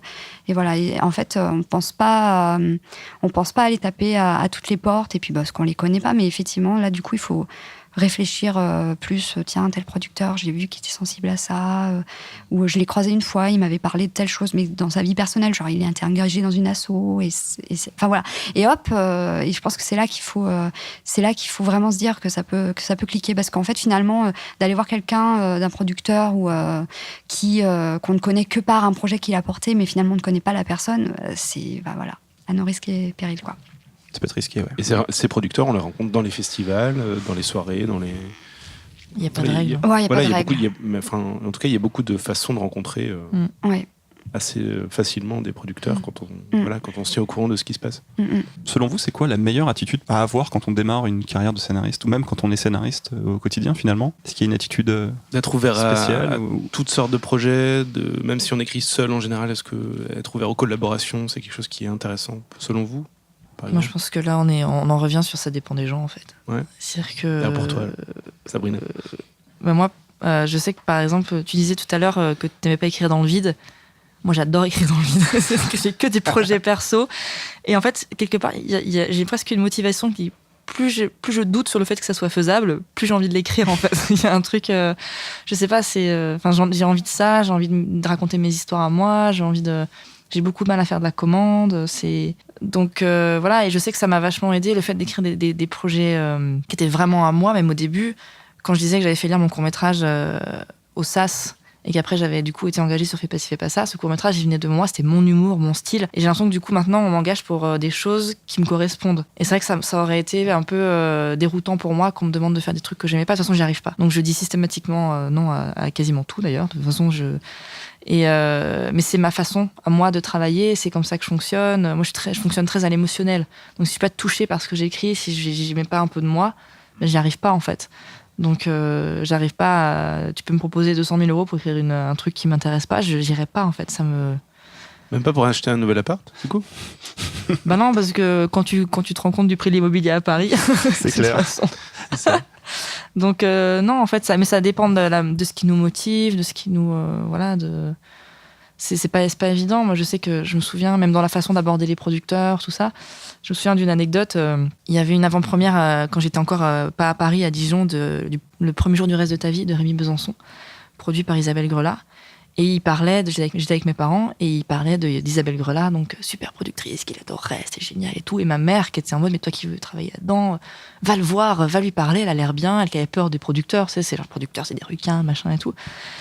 Et je fais, mais je vais pas aller le voir, qu'est-ce que je lui dise? Enfin, tu sais, le mec, ça se trouve, il y a 150 personnes par jour qui vont le voir. Non, je veux dire, j'ai rien, je me sens pas légitime, j'ai pas. Et au final, 3 ans plus tard, j'ai rencontré Isabelle Grelat au Festival des scénaristes de Valence et elle a produit Les Innocentes. Donc, tu vois, au final, le hasard. Mais voilà, et moi, je sais que je n'arrive pas à aller voir les gens et leur dire juste. Lisez mon truc, j'arrive pas à me vendre comme ça, c'est-à-dire que je préfère passer par des concours ou par des... Mais ça, c'est une question de personnalité. Il y a des gens qui sont très à l'aise à aller aborder les producteurs en soirée et leur dire, voilà, moi je peux pas. Si je vais les aborder, c'est juste pour discuter comme ça, mais je peux pas parler de mon projet. Enfin, c'est très... Mais c'est ma personnalité. Donc je pense qu'il y a pas de règle, quoi, il y a pas de... Et tu n'es pas représentée, t'as pas d'agent? Si. Et elle fait ce travail peut-être, elle, non? Oui, mais bizarrement, c'est tous les boulots que j'ai trouvés, ça n'a jamais été via un agent. Ça a toujours été, je connais quelqu'un je connais... voilà. Ce qui ne veut pas dire qu'elle ne fait pas ce travail. Elle m'a fait rencontrer beaucoup... Enfin, j'en ai eu plusieurs, donc ils m'ont fait rencontrer beaucoup de... Je dirais elle, parce que c'était que des femmes. Elles m'ont fait rencontrer beaucoup de gens, tout ça, mais ça a été des belles rencontres parfois, mais ça a, pour le moment, pas abouti à du travail, quoi. Ça a toujours été... Ça veut pas dire que ça n'aboutira pas un jour. Non, voilà, mais c'est toujours venu de moi. Et j'ai eu plein de propositions de travail grâce à elle, mais généralement, je disais non, parce que... J'ai un peu du mal avec... Avec 200 000 € à chaque fois. Non, ça n'est jamais arrivé, je précise. Tu lances des fantasmes, là. Alors, Elisabeth, selon toi, la meilleure... l'attitude que tu... Ça paraît un peu tarte à la crème, mais surtout pas être quelqu'un d'autre que soi, parce que ça va pas marcher, quoi. Donc non, il n'y a pas d'attitude dictée, et je trouve que c'est hyper inquiétant si on doit dire, bah voilà, faut que tu sois ouvert, faut que tu acceptes de travailler avec quelqu'un, alors que la personne déteste ça et va... Ouais. Voilà, va pas s'en remettre, ou alors pas hésiter à écrire, effectivement à montrer ses projets plus perso, parce que même si après coup finalement on va lui proposer quelque chose plutôt en commande, on viendra aussi les chercher parce qu'on a vu dans le projet perso un ton, un humour ou une façon de structurer les histoires qui les intéresse. Donc oui, peut-être revenir à soi en fait, parler de soi, beaucoup parler de soi. Non mais voilà, parler de ce qu'on aime, ce qu'on fait. Je pense que ça c'est important parce qu'au final, même si on fait de la commande, on va faire des choses très très personnelles dans la commande et puis si par bonheur en plus un de nos projets perso est repéré et a envie d'être produit, parfait. Faut se faire lire en fait. Faut pas, parce qu'il y a beaucoup de gens qui écrivent des choses mais qui les gardent pour eux et qui n'arrivent pas à faire lire en fait leur projet. Et c'est peut-être ça qui débloque aussi les rencontres et les premiers pas. C'est pas évident. Je rebondis sur un truc que tu disais, Sabrina, sur se vendre soi-même. Parce qu'en fait, ça, c'est hyper compliqué. On est scénariste, on écrit, et c'est vrai que finalement, on ne parle que de ce que... Enfin, voilà, on n'est pas en train on représente pas une boîte, on se vend soi-même. Donc, c'est hyper compliqué. Surtout, moi, je crois que la majorité des scénaristes que je connais sont plutôt des gens pudiques et qui n'aiment pas forcément se mettre en avant. Donc, voilà, c'est un métier de l'ombre. Et donc, effectivement, il faut trouver des petits subterfuges. Moi, j'en ai un. C'est grâce au fait qu'on est deux, c'est pour ça qu'on s'est mis à deux, on s'est dit ouais, on est quand même voilà, on savait qu'on n'aimait pas se mettre en avant ni l'une ni l'autre, mais on s'est dit voilà, maintenant on défend nos projets, on se défend l'une l'autre, donc va falloir y aller pour de vrai, parce que si tu te fais du tort à toi-même, tu fais du tort à l'autre, donc voilà, donc ça nous a bien aidé parce que voilà, après c'est horrible parce qu'on aurait dû régler le problème, mais voilà, on a fait le petit pas de côté qui permet de montrer ses projets, on prend un peu sur nous. Et peut-être un peu travailler sur l'art du pitch, du coup. par contre être... Travailler cette faiblesse, en fait. On peut Ouais, avoir, alors il y en a qui sont très à l'aise avec ça. Mais si, enfin voilà, parce qu'effectivement, si on parle de ces projets, il faut pouvoir être synthétique, donner envie. Enfin, c'est pas des accroches publicitaires, mais en tout cas, voilà, bien tenir son histoire et pas s'éparpiller quand on présente ses projets. Donc, ce serait peut-être ça le petit conseil, d'être rodé sur ces projets et pas devenir tout rouge au moment où on lui dit tu travailles sur quoi et c'est quoi ton projet, tu peux m'en parler et tout ça. Donc, ce serait peut-être le seul conseil. Voilà. Ben, on vous invite à écouter l'épisode sur le pitch qu'on a fait. Ah bah voilà. Robin, Quelques mots de sagesse. Ouais. Moi, je peux parler de mon cas et de ce domaine très spécifique de la série, de la commande. Hein, donc là, on n'est pas porteur de projet perso, c'est la commande. Donc, ce qui est important dans ces cas-là, c'est d'inspirer confiance. Parce que si tu arrives avec plein de doutes et plein de trucs, et il va pas te confier le... Sabrina disait rassurer tout à l'heure. Et donc, inspirer confiance. Nous, on était 2, et ça inspire confiance, parce qu'ils se disent, s'il y en a un qui n'est pas au niveau, qui flanche ou quoi que ce soit, il y en a un deuxième. Et nous, on a beaucoup travaillé, parce qu'on disait jamais non. Quand je dis jamais non, c'est-à-dire quand tu dis un truc, tu dis ouais, pas de problème, tu sors, et là tu te dis mais comment on va faire? Mais tu le fais. Après, il ne s'agit pas de dire oui tout le temps, c'est-à-dire qu'après, il faut le truc. Mais quand tu dis oui et que tu assures et que derrière, après, tu travailles tout le temps, parce que ça se sait très vite et que sur le domaine vraiment très spécifique de la série, on ne te demande pas d'être le plus grand scénariste du monde, mais d'être le plus pro et d'être le plus efficace et de rendre un truc très carré. Enfin, on a encore des producteurs qui parlent de produits, mais vraiment, l'idée, c'est de faire si tu arrives à tenir ça, après, Après, moi, j'ai découvert, après la mort de Jean, j'ai découvert le pouvoir du non. C'est-à-dire que tout d'un coup, le non, t'es quand même plus respecté. Oui, mais le non, il peut pas arriver tout de suite. C'est compliqué. Si t'es jeune, que t'as rien fait et que tu dis non tout de suite, sur de la commande, hein, je précise bien, sur de la commande. Je pense que sur du perso, par contre, il faut rien lâcher, hein, même si t'es un débutant ou quoi que ce soit, parce que de toute façon, tu seras malheureux après. Hein. Donc, surtout rien lâcher. Sur la commande, c'est compliqué, parce que mais même moi, quand j'ai commencé à dire non, au bout d'un moment, j'ai vu qu'on m'appelait moins souvent, en fait, hein, parce que quand tu deviens un problème, voilà. Donc aujourd'hui, je dis non. Beaucoup plus facilement, et puis je fais comme mes 2 camarades, je fais quasiment que du perso là pour le coup. Ça veut dire peut-être aussi. Ouais. En tout cas, dans l'attitude d'être pro, rendre son texte en temps et en heure. C'est la moindre des choses. C'est la moindre des choses. Ouais. Oui. Je veux juste rebondir. Par rapport où tu parlais de confiance en soi, de tout ça, moi, le nombre de mails ou de gens que j'entends dire non, je t'envoie un truc à lire, alors je te préviens, c'est pas super. Alors ça, faut arrêter. Parce que si on dénigre déjà son travail avant même ça donne pas envie. Voilà, donc ça donne pas envie de le lire du tout. Et c'est vrai que les gens ont peur de se la péter, en gros, en disant c'est vachement bien, tout ça, mais il faut peut-être pas aller jusque-là. Vous n'envoyez pas un mail en disant tu verras, t'auras jamais lu un truc comme ça, machin. Mais ne dites pas non plus que c'est pas forcément abouti, que machin. Vraiment, si vous l'envoyez, c'est que vous pensez que c'est lisible et que ça peut donner envie et tout ça. Et un bon lecteur, il va pas... parce qu'on se fait beaucoup défoncer aussi, hein, il faut le dire, hein, c'est ça qui fait peur aussi. Hein, parce que forcément, ça nous renvoie au fait que peut-être c'est compliqué, ce métier-là. Hein, on est très fragile, en fait. Mais pour moi, un bon lecteur, il va pas vous dire ce que vous avez fait, c'est nul, il va pas vous dire voilà, il va vous dire, il peut voir le potentiel. Et c'est ça qui est important, c'est-à-dire que dans tout texte, il y a un potentiel. Et un bon lecteur, il va savoir voir ça avant tout. Donc après, il va vous dire, il y a encore du travail là-dessus. Mais c'est vrai que, moi, c'est terrible, même à la scénaristerie, quand on se fait des retours les uns sur les autres. Ça a l'air sympa, votre truc, là. Je vais reprendre. À la scénaristerie, quand on se fait des retours, souvent, les gens prennent la parole et disent, bon, j'ai une petite idée là, bon, c'est sûrement nul, machin, mais faut arrêter. Enfin, voilà, t'as une idée. Le nul, c'est un jugement qu'on a envers soi-même, en plus. Donc mais il y a vraiment on se dévalorise énormément. Les idées nulles apportent souvent des meilleures idées aux autres. Et peu importe qu'elle soit, elle sera peut-être nulle aux yeux de quelqu'un, mais pas aux yeux de l'autre. Et voilà, ce qui compte, c'est que ça permet de rebondir et de voilà. Donc. En plus, t'aimes ça, toi, rebondir, du coup. Oui, j'adore. Ça doit être sympa. Ouais. Donc, non, mais c'est hyper important de pas se dévaloriser dans les mails qu'on envoie. Surtout que quand on envoie quelque chose à lire à quelqu'un, c'est jamais un truc définitif. Il y a toujours du travail derrière. Il y a toujours, Voilà. Sinon, on dirait, regarde mon film, il est au cinéma, va le voir. Une petite question de rigolote à vous poser, chers amis. Qu'est-ce que vous diriez à votre vous du passé? Quelle erreur à ne pas commettre? Quelque chose à savoir. Quelque chose à savoir, ouais. Un vous du passé, ça peut être, je sais pas moi, 10 ans en arrière. 20 ans, selon les âges.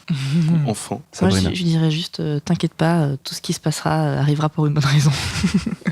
Parce que sinon ce serait trop... Je pense que moi, tout ce que j'ai vécu jusqu'à aujourd'hui, ça m'a fait avancer, en fait. Et je vais pas dire que plus c'est dur, plus t'avances, mais chaque petite montagne à gravir te rend plus fort derrière. Ça peut paraître un peu cliché, mais c'est vrai. Mhm.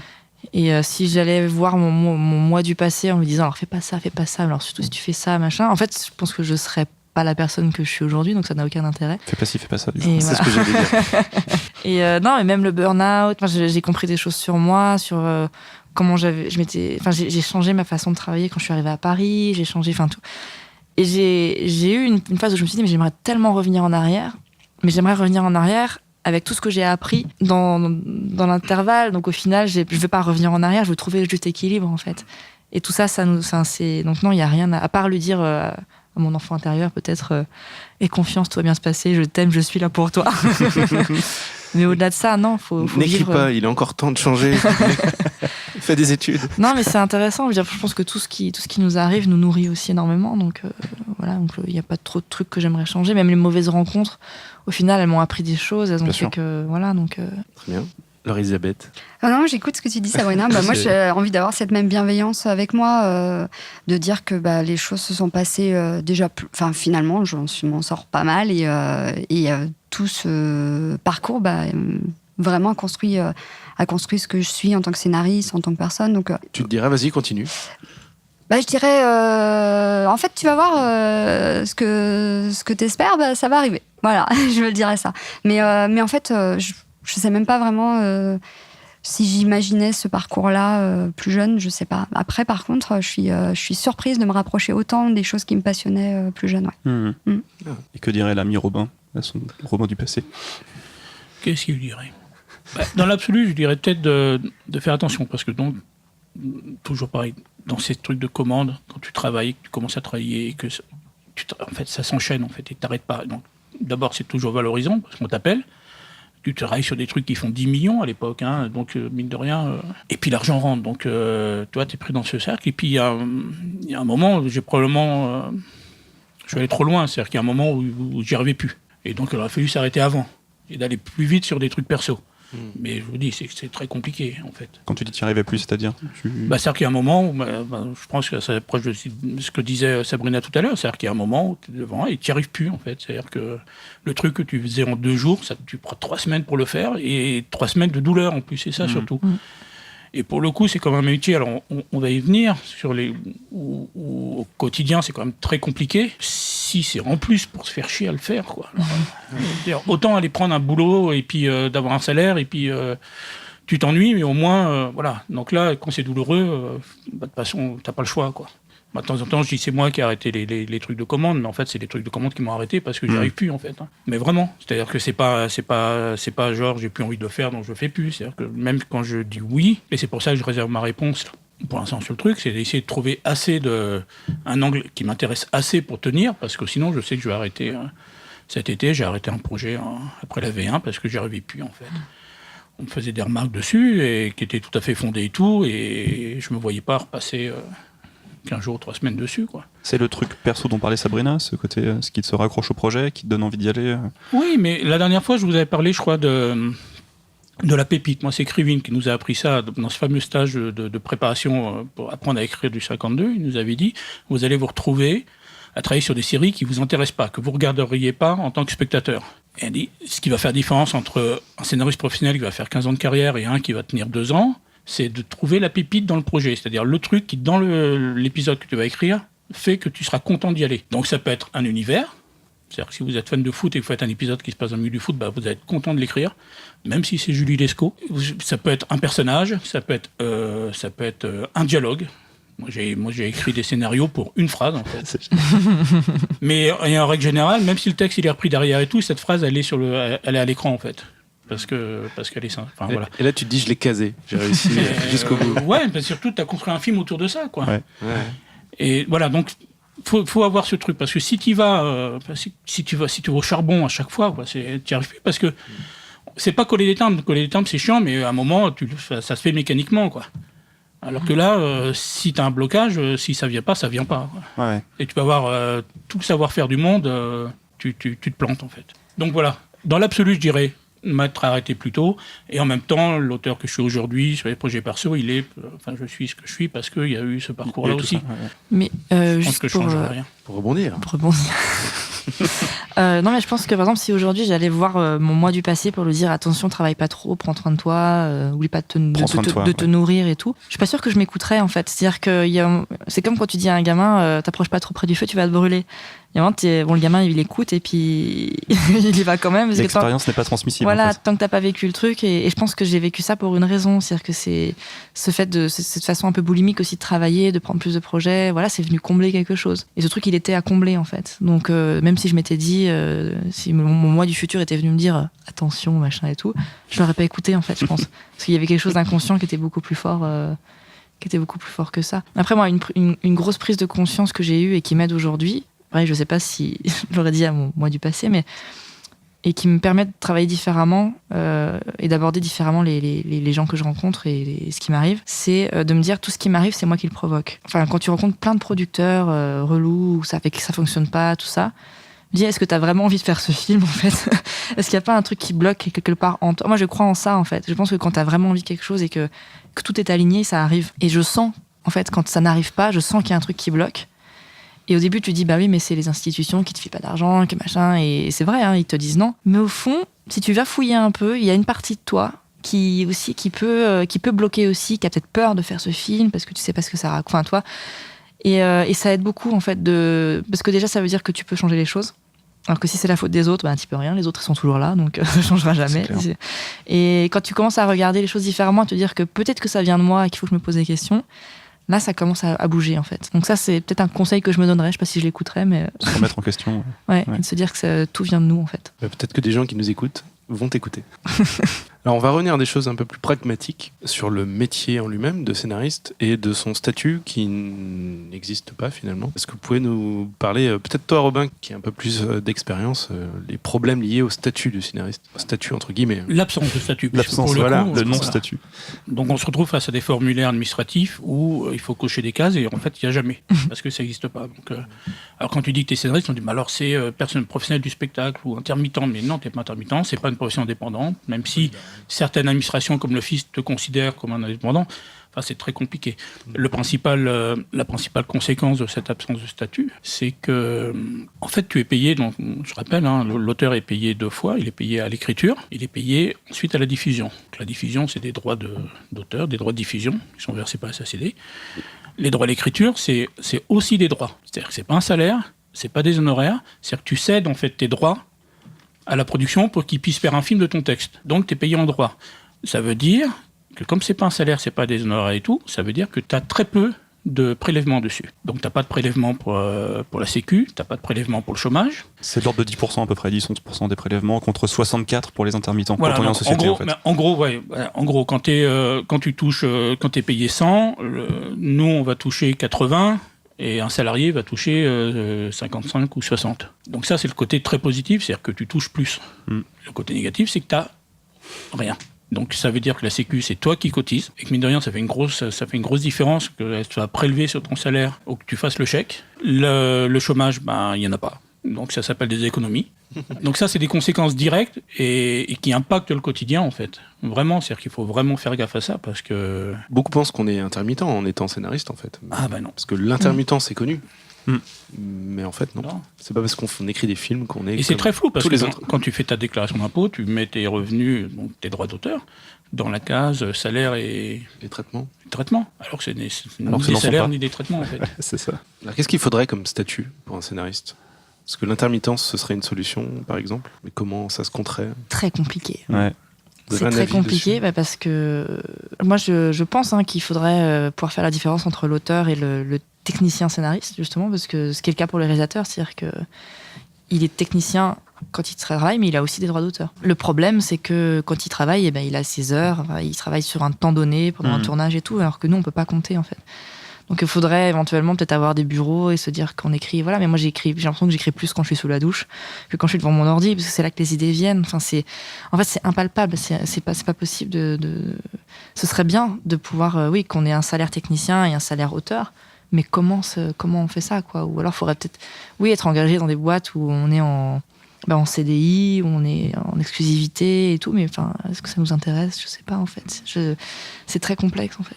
Moi, je suis très clair. Moi, ça me va très bien comme c'est, en fait. Quand je soulève ça, c'est pas pour dire que c'est pas bien. C'est pour dire attention. C'est dur. Quand on veut être auteur parce qu'on veut raconter des histoires, ou des fois parce que le milieu, toi, les étoiles, les stars, tout ça.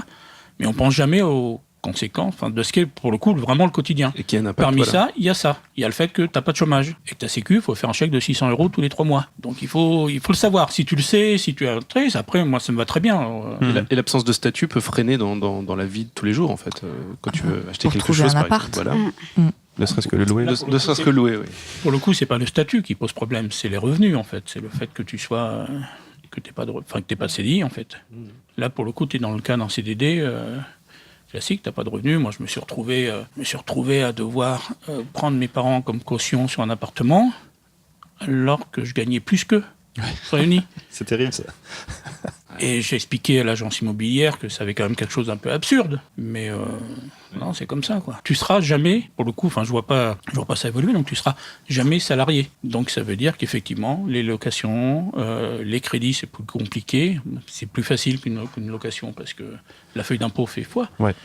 Mais par contre, tout bête, je dis la feuille d'impôt fait foi, sauf que la feuille d'impôt, il faut 3 ans de feuille, quoi. Ouais. Là où, quand tu es en CDI, au bout de 3 mois, tu peux aller et puis commencer. Toi, on te demande 3 mois de. Donc voilà. Donc tout ça, je dis pas que c'est bien ou pas bien, je dis juste, c'est comme ça, il faut être préparé. Si on n'est pas préparé, si on n'est pas consciencieux, ça va vite être une galère, en fait. Alors, Elisabeth, un avis ? Oui, en fait, pour résumer, en devenant scénariste, il faut accepter de devenir gestionnaire de sa carrière, de son métier, de ses revenus, de ses feuilles de paye, de ce qu'on a à payer, ce qui va rentrer quand, sortir quand. Voilà, il faut l'accepter. Il y a plein de métiers qui existent comme ça où il faut se prendre en main. Donc, voilà, c'est ça. C'est un vrai métier où faut pas être phobique administratif. Voilà. Si tu l'es, va falloir trouver des solutions, ou alors tu te trouves un ami qui veut bien faire ce rôle. Mais voilà, en gros, il y a de la paperasse, il y a des choses il faut surveiller beaucoup de choses, quoi. Ça fait penser au métier d'entrepreneur, presque. Hein. Il y a un petit côté comme ça. Pour rebondir, quand tu parlais des 3 années, les impôts, c'est hyper intéressant aussi. Enfin, hyper intéressant. C'est-à-dire qu'on a des revenus très irréguliers. Et moi, je sais que mes impôts, j'ai des années où je vais payer une somme énorme, qui me paraît énorme. Et l'année d'après, je suis à 0. Oui. Parce que j'ai rien touché. Ce qui ne veut pas dire que j'ai pas travaillé. Mais c'est juste que le temps de signer le contrat, le temps de faire ci, le temps d'être machin et tout, mais finalement, tu te retrouves, t'as gagné 8 000 €. Voilà. Donc heureusement que l'année d'avant, t'avais mis de côté. Parce que ça, c'est assez. Donc c'est vraiment faire une moyenne sur 5 ans, quoi, en gros, pour pouvoir établir une espèce de. Alors, il se trouve que ça existe. Je ne sais pas si tu es au courant, mais il y a un article du Code fiscal qui permet aux auteurs, et je crois exclusivement aux auteurs, de lisser le calcul de tes impôts sur les 3 dernières années et la 3e année. Donc là, si on part en 2018, donc 2016, étant elle-même calculée sur les 3 dernières années, en fait. Et donc, ça permet de lisser les dialogues. De lisser tes impôts et d'éviter d'avoir effectivement et notamment le pire des pics qui est d'avoir à payer les impôts de l'année où tu as gagné beaucoup d'argent alors que tu n'en gagnes plus. Ouais. Et ça, Robin, il faut que tu te déclares aux impôts en tant que scénariste pour qu'ils puissent prendre en compte ce calcul. Non, ça. Ah oui, si, je crois. Alors, pour le coup, vu que moi, je suis pas loin de la phobie administrative, moi, pour toutes ces questions, je passe par un cabinet d'avocats fiscalistes. Ouais. Alors, il s'occupe de ma déclaration d'impôt et il s'occupe de la déclaration d'AGSA. Là, pour le coup, je pense que tout le monde peut en parler, c'est un cauchemar. Je l'ai fait une fois, je me suis dit plus jamais. Ouais. Et donc, je passe par un cabinet, ça coûte 1 000 € Par an ? par an, ce qui n'est pas excessif par rapport à ce que ça te permet de... Enfin, après, c'est toujours une question évidemment, quand tu en gagnes 12 000 dans l'année, c'est un problème. Mais par rapport à la masse de problèmes que ça t'évite, et effectivement, ce statut, là, c'est l'avocate qui l'avait fait. Donc, je ne sais pas exactement je sais que j'avais signé des papiers. Je ne sais pas s'il faut passer par un statut. Enfin... Ouais, en fait, le choix, c'est soit on se déclare aux impôts en tant que scénariste en profession libérale, indépendante comme tu disais, soit et là on a des calculs spéciaux dans la fiche d'impôt, soit on déclare ses impôts dans traitement et salaire, enfin ses revenus. Enfin, c'est 2 trucs, enfin voilà, petite subtilité. mais moi je les déclare toujours en toujours, salaire et revenus, enfin et traitement, donc c'est quand même compliqué ces histoires. Chers auditeurs, si vous êtes toujours là après cette conversation, bravo. Passionnant, c'est la fiscalité. Bravo à vous. On va parler un peu de nous maintenant, juste pour connaître un peu c'est quoi un scénariste, avec les échantillons qu'on a autour de cette table. Désolé, vous êtes des échantillons. C'est nul ce mot. C'est très J'y arrive bien, pas, c'est comme réalistement, tu vois. Faudrait les enlever. Où habitez-vous ? Juste comme ça, pour savoir. Tu veux l'adresse exacte ou Non, la ville. Alors Tu moi, disais que tu j'habite habites à dans Paris. un petit 2 pièces vers République. D'accord. Laure-Elisabeth. Alors, même début, petit 2 pièces vers Guy Moquet. Donc vous êtes à Paris. À Paris. Voilà, pareil, intramuros. Attends, on va faire par degré d'éloignement, Adrien. Moi, c'est moi le plus loin après. Bah, moi, j'habite à Bagnolet, c'est pas non plus très loin, mais. Je crois que c'est moi après. Moi, je suis près de Fontainebleau depuis 1 an. Avant, j'étais un peu plus proche de Paris. Je m'éloigne, tu vois. Et toi, Robin? Et moi, je suis donc en province, à 90 km de Paris. Donc, je suis vraiment là, je suis à 4 km de l'Île-de-France, mais je suis en province, donc je suis en Pecno. Et là, pour le coup, on touche à une des grands trucs positifs du métier d'auteur, c'est... En fait, il y a comme un truc qui va, je trouve, avec le métier d'auteur, qui est liberté. Et notamment celle d'habiter où on veut. Aujourd'hui, on peut. Avec Internet et tout ça, et puis les TGV, on peut. Moi, j'ai vu les auteurs partir vivre sur Marseille ou dans la région avec la ligne TGV, en fait. Parce que t'as pas besoin d'être là, parce que tu fais des réunions par Skype, parce que t'as plus besoin de... Voilà. Moi, j'ai pas besoin d'aller à Paris tous les jours. Tu viens tous les combien sur Paris, par Voilà, exemple? ça dépend. Pas souvent, en fait. Pas souvent. Ouais. Vraiment très rarement, parce que maintenant, les réunions, même avec un co-auteur, tu les fais pas Skype. Ouais, donc tu viens voir les prods de temps en temps, et puis tu vas aux chaînes quand t'es invité. Pas toujours le cas. Donc je viens rarement, en fait. Mais même, enfin voilà, je suis à 40 minutes en train, 1 heure en voiture, c'est pas non plus le bout du monde, en fait. Non. Sauf que le cadre de vie, pour le coup, convient mieux. Hein. Moi, j'ai longtemps vécu en ville, donc je sais ce que c'est très bien. Là, moi, j'ai envie d'autre chose. Et là, je suis à la campagne. Tu voulais retourner à la campagne? C'était une envie? Je voulais y aller, en fait. J'étais jamais allé, mais... j'avais jamais vécu, mais oui, non. Moi, c'est mon projet de repartir. Depuis le burn-out, figure-toi. Parlons-en. Oui, mais moi, en fait, moi d'arriver à Paris, c'était très excitant parce que je viens de la Tu campagne. viens d'où, Sabrina, exactement? D'un petit village près de Dijon, D'accord. dans les vignes, les grands crus, ça. Moi qui ne bois pas d'alcool. Oui, c'était le cadre idéal. Et j'ai vécu 3 ans à Vancouver au Canada aussi, qui est une ville très... c'est un peu une ville à la campagne, c'est très bizarre parce que c'est dans les Rocheuses, t'as au bord de la mer et en même temps t'as la grande ville, donc c'était un peu un mélange des deux. Et arrivé à Paris, donc j'y suis depuis 9 ans je crois, et c'était très excitant, c'est une espèce d'énergie, il y a tout, on court partout, tout ça. Et je sens aujourd'hui que ça me fatigue en fait. Et que l'arrivée à Paris m'a aussi vachement fait changer ma façon d'écrire, bizarrement, ou pas bizarrement d'ailleurs. Et aujourd'hui, j'ai envie de repartir. Mais pas repartir tout seul dans une maison à la campagne, c'est-à-dire que j'ai des projets avec d'autres amis qui sont scénaristes ou artistes, de créer une petite communauté et un vrai lieu pour faire des résidences d'auteurs, justement, pour pouvoir partir, en fait. Et l'idée, ce serait de vivre là-bas peut-être les 2 tiers du temps, faire un peu des allers-retours, tout ça. Mais c'est vraiment, oui, envie d'un espèce de retour aux sources... de calme en fait, de calme, on a l'impression. Enfin, c'est vrai qu'à Paris, j'ai l'impression de jamais m'arrêter, même quand je fais rien. Ouais. Et c'est assez épuisant en fait. C'est assez épuisant. On est tout le temps sollicité, tout le temps. Voilà, ce qui est agréable. Mais au final, je sens que dans ma façon d'écrire aussi, ça me perturbe un peu. Donc, très envie de repartir un peu au vert. Oui, puis un truc tout bête, hein, c'est plus tu t'éloignes, plus l'habitation grandit et que t'es pas obligé de travailler dans ton salon, quoi. Alors quand t'es tout seul, ça va à peu près, même si l'environnement ça joue aussi. Mais je pensais quand tu disais la qualité d'écriture, enfin le plaisir à écrire. Mais dès que moi je connais des scénaristes, qui sont scénaristes professionnels depuis longtemps, qui sont des gros scénaristes et tout, qui travaillent dans leur salon avec la femme, les enfants. Toi, tu as un bureau, Robin, c'est là où tu travailles. Moi j'ai un dédié. bureau, c'est un des avantages de. Voilà, et on est parti à la campagne quand le premier gamin s'est annoncé et qu'on s'est dit que le bureau ça allait devenir une chambre. Et donc j'allais travailler dans le salon, mais travailler dans le salon avec le bébé, avec le truc.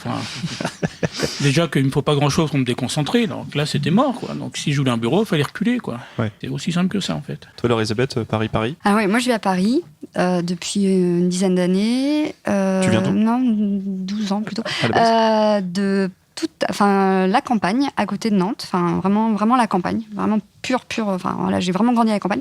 Donc moi, je suis ravie de vivre à la ville. J'ai expérimenté le calme plat, le silence, ou les grenouilles, ou les moutons. Ça me plaît d'une certaine façon. Mais moi, pour ce que j'aime, j'ai besoin de descendre de chez moi et d'aller chercher du pain, de voir plein de gens, de passer inaperçu, de voir des gens très différents, de prendre le métro. Voilà. Je me passerais bien la ligne 13, qui est ma ligne, mais en gros, sinon, j'aime plein de choses. Je profite beaucoup de la vie culturelle. Et pour le coup, j'ai un tout petit chez moi et je travaille dans mon salon 2 fois, mais pas tout le temps en fait. Pareil, je me considère libre, donc je viens beaucoup travailler à la MDA, là, le lieu où on enregistre, la maison des auteurs. Et puis sinon, je vais bosser. Je peux bosser n'importe où, chez ma co-auteure, dans un endroit. Donc ça, j'aime bien. Et je peux aussi bosser. Je peux aussi décider de partir 1 mois ailleurs, vivre ailleurs pendant 1 mois pour y travailler. Ou là, ma co-auteure va partir 3 semaines. On va travailler à distance. Elle va être au Sri Lanka, c'est possible. Et on fait ça au max du temps. Et puis, on peut quand même profiter de la vie culturelle. Enfin, pour moi, c'était très important d'avoir accès à plein de choses, les spectacles, les musées. Voilà. Pour l'instant, je vis encore comme ça. C'est un des gros avantages du métier. Enfin, on fait ce qu'on veut, on s'adapte. Le métier s'adapte à nous. Par exemple, Elisabeth, manifestement, ce que j'appelle moi le scénariste mobile, c'est un scénariste sur ordinateur portable qui travaille, peut-être même a besoin de bouger pour travailler. Alors que moi, dès que je ressors de mon bureau, moi, je travaille sur une antique tour, avec un ordinateur de bureau, avec un écran de 27 pouces. Et dès que je dois aller bosser ailleurs, genre les vacances, c'est compliqué, en fait, de travailler sur l'ordinateur. Et je faisais la réflexion sur Facebook à une camarade scénariste qui me montrait une photo, elle était en train de travailler sur son canapé. Là, c'est un truc que je comprends même pas. Elle a des chats ? Non, pas celle-là. Je suis incapable de... Alors là, mais même pas l'ombre d'une seconde. Enfin, je ferais rien, tant pis, je rends pas, mais je peux pas bosser sur un canapé, quoi. C'est ton bureau ou rien, en fait, c'est ça ? Quasiment, ouais. Quasiment. T'as pas de portable que tu prends ? Si, j'ai un portable, parce que de temps en temps, je pars en vacances et que... Voilà.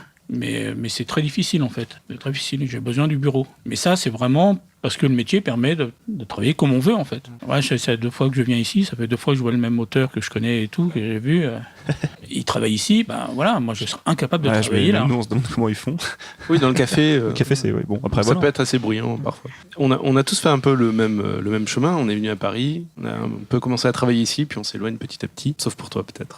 Alors, Elisabeth. Mais est-ce que pour un débutant, est-ce que venir à Paris, ça reste une étape clé, quelque chose d'obligatoire, selon vous ? Moi, je pense. Ouais, Sabrina.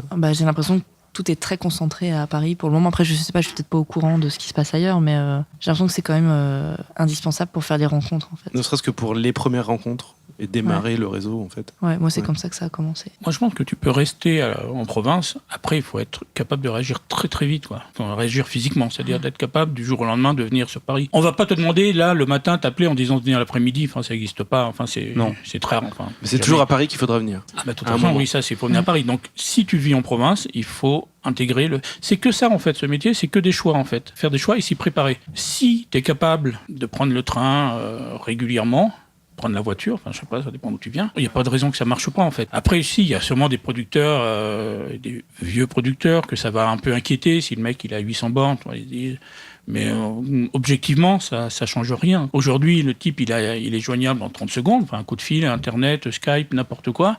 Les textes, je suis comme débuté une époque, il fallait envoyer les textes, il fallait déposer les textes en papier, quoi. Donc, tant que c'était un synopsis de 10 pages, tu le faxais. Excellent. Et puis, dès que tu passais au traitement, au séquencier de 50 pages, il fallait, moi, j'habitais à Versailles, ça me faisait chier ça m'ennuyait d'aller à Paris.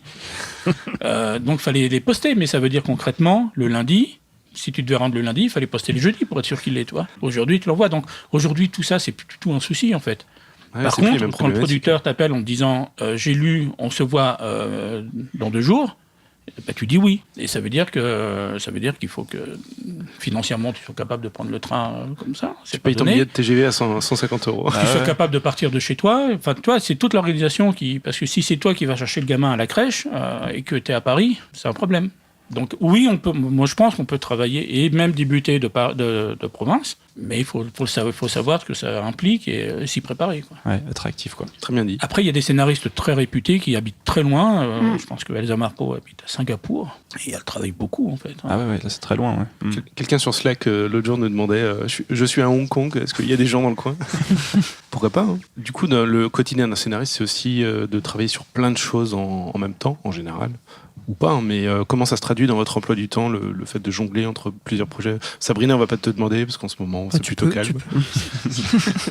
En ce moment, non, mais... Tu l'as beaucoup fait, en tout cas. Je l'ai beaucoup fait. Ouais. Comment vous gérez un peu ça, votre temps, votre énergie? Les projets. Moi, c'est très... je travaille très peu en télé, je travaille sur 10%. Du coup, là, j'ai fait un petit épisode cette année, parce que c'était compliqué. Ouais, mais non, je l'ai dans le sens où je l'ai pas terminé. Si tu veux. J'en peux plus.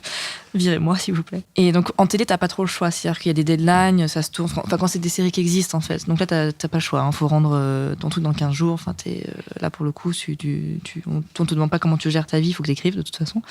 Et après, sur les longs métrages, moi, j'ai des longs métrages, que ce soit de la commande ou du perso. On est sur un temps beaucoup plus étiré. Donc on fait un peu ce qu'on veut. C'est quoi, 1 année, 2 ans? Ça peut être 3 2, ans. 3, 4, 5. En fait, il n'y a pas de règle. En fait, Ouais. tu suis l'auteur, en fait. Tu peux pas... Et comment tu décides du coup sur quoi tu travailles aujourd'hui? C'est Qu'est-ce qui à l'envie. influe? Pour moi, c'est purement l'envie. Et sachant que moi, j'aime bien avoir plusieurs projets parce que je ne peux pas travailler sur un seul projet en même temps. Juste parce que j'ai plus de recul, en fait. C'est pas possible. Donc, en fait, je vais travailler plusieurs semaines sur un projet. Donc, ça va être avec un co-auteur ou pas. Jusqu'à terminer un texte. Soit je le fais lire aux indélébiles ou à d'autres personnes. Ils me font des retours. Et généralement, je mets de côté. Vous faites des retours les uns sur les autres, comme tu disais? C'est ça. C'est très particulier. Et pendant que je mets ce texte de côté, je vais en travailler sur un autre. Mais des fois, je peux le mettre de côté pendant 3-4 mois. C'est-à-dire qu'il y a pas de... Mais j'y reviens avec beaucoup plus de fraîcheur. Et du coup, je me rends compte que attendre 3-4 mois et réécrire, au final, le résultat est le même que de réécrire régulièrement pendant des semaines, enfin tout le temps en fait. Et c'est des réécritures qui sont beaucoup plus importantes, beaucoup plus grosses et radicales à chaque fois. Et c'est comme ça que je fonctionne. Après, là, je pense que j'ai pris trop de projets, en effet. J'ai trop de trucs. Il y avait les projets que j'écrivais, plus la scénaristerie, plus la guilde des scénaristes où je suis au conseil cinéma. Je suis en train de monter une boîte avec mon co-auteur Léo Carman. Donc en fait, c'est pas que j'arrive pas à dire non, mais c'est que je suis très excitée à l'idée de faire plein de nouveaux trucs. Et il y a un moment, ça m'a littéralement vidé. Et j'avais plus rien. J'arrivais plus à puiser nulle part, en fait. C'est-à-dire que j'ai vraiment ressenti un vide intérieur, quoi. C'était la première fois. C'est très effrayant. J'étais vide. Il y avait plus rien. Et là, je me suis dit, OK, faut que j'arrête et je prends du temps pour moi. Et là, ça fait 2 mois que je fais que des trucs pour moi et tout. Et c'est génial. Et je sens que ça revient. Je sens qu'elle revient. Je sens l'inspiration qui revient, voilà. Et je sens aussi, dans ma façon de travailler, que c'est hyper important, quand j'ai des idées ou des envies, de les laisser mûrir, en fait. Et le fait de vouloir écrire tout de suite, j'y perds quelque chose. Mais après, c'est une fonction que j'ai de fonctionner, une façon, que j'ai de fonctionner. C'est pas forcément tout le monde. Et moi, c'est comme ça, c'est que je laisse mûrir. Et à un moment, j'en peux plus. Faut absolument que j'écrive. Et c'est là que j'écris, en fait. Et ça, je l'avais un peu perdu. Je m'écoutais plus vraiment, en fait. S'écouter. Alors, Elisabeth, une discipline?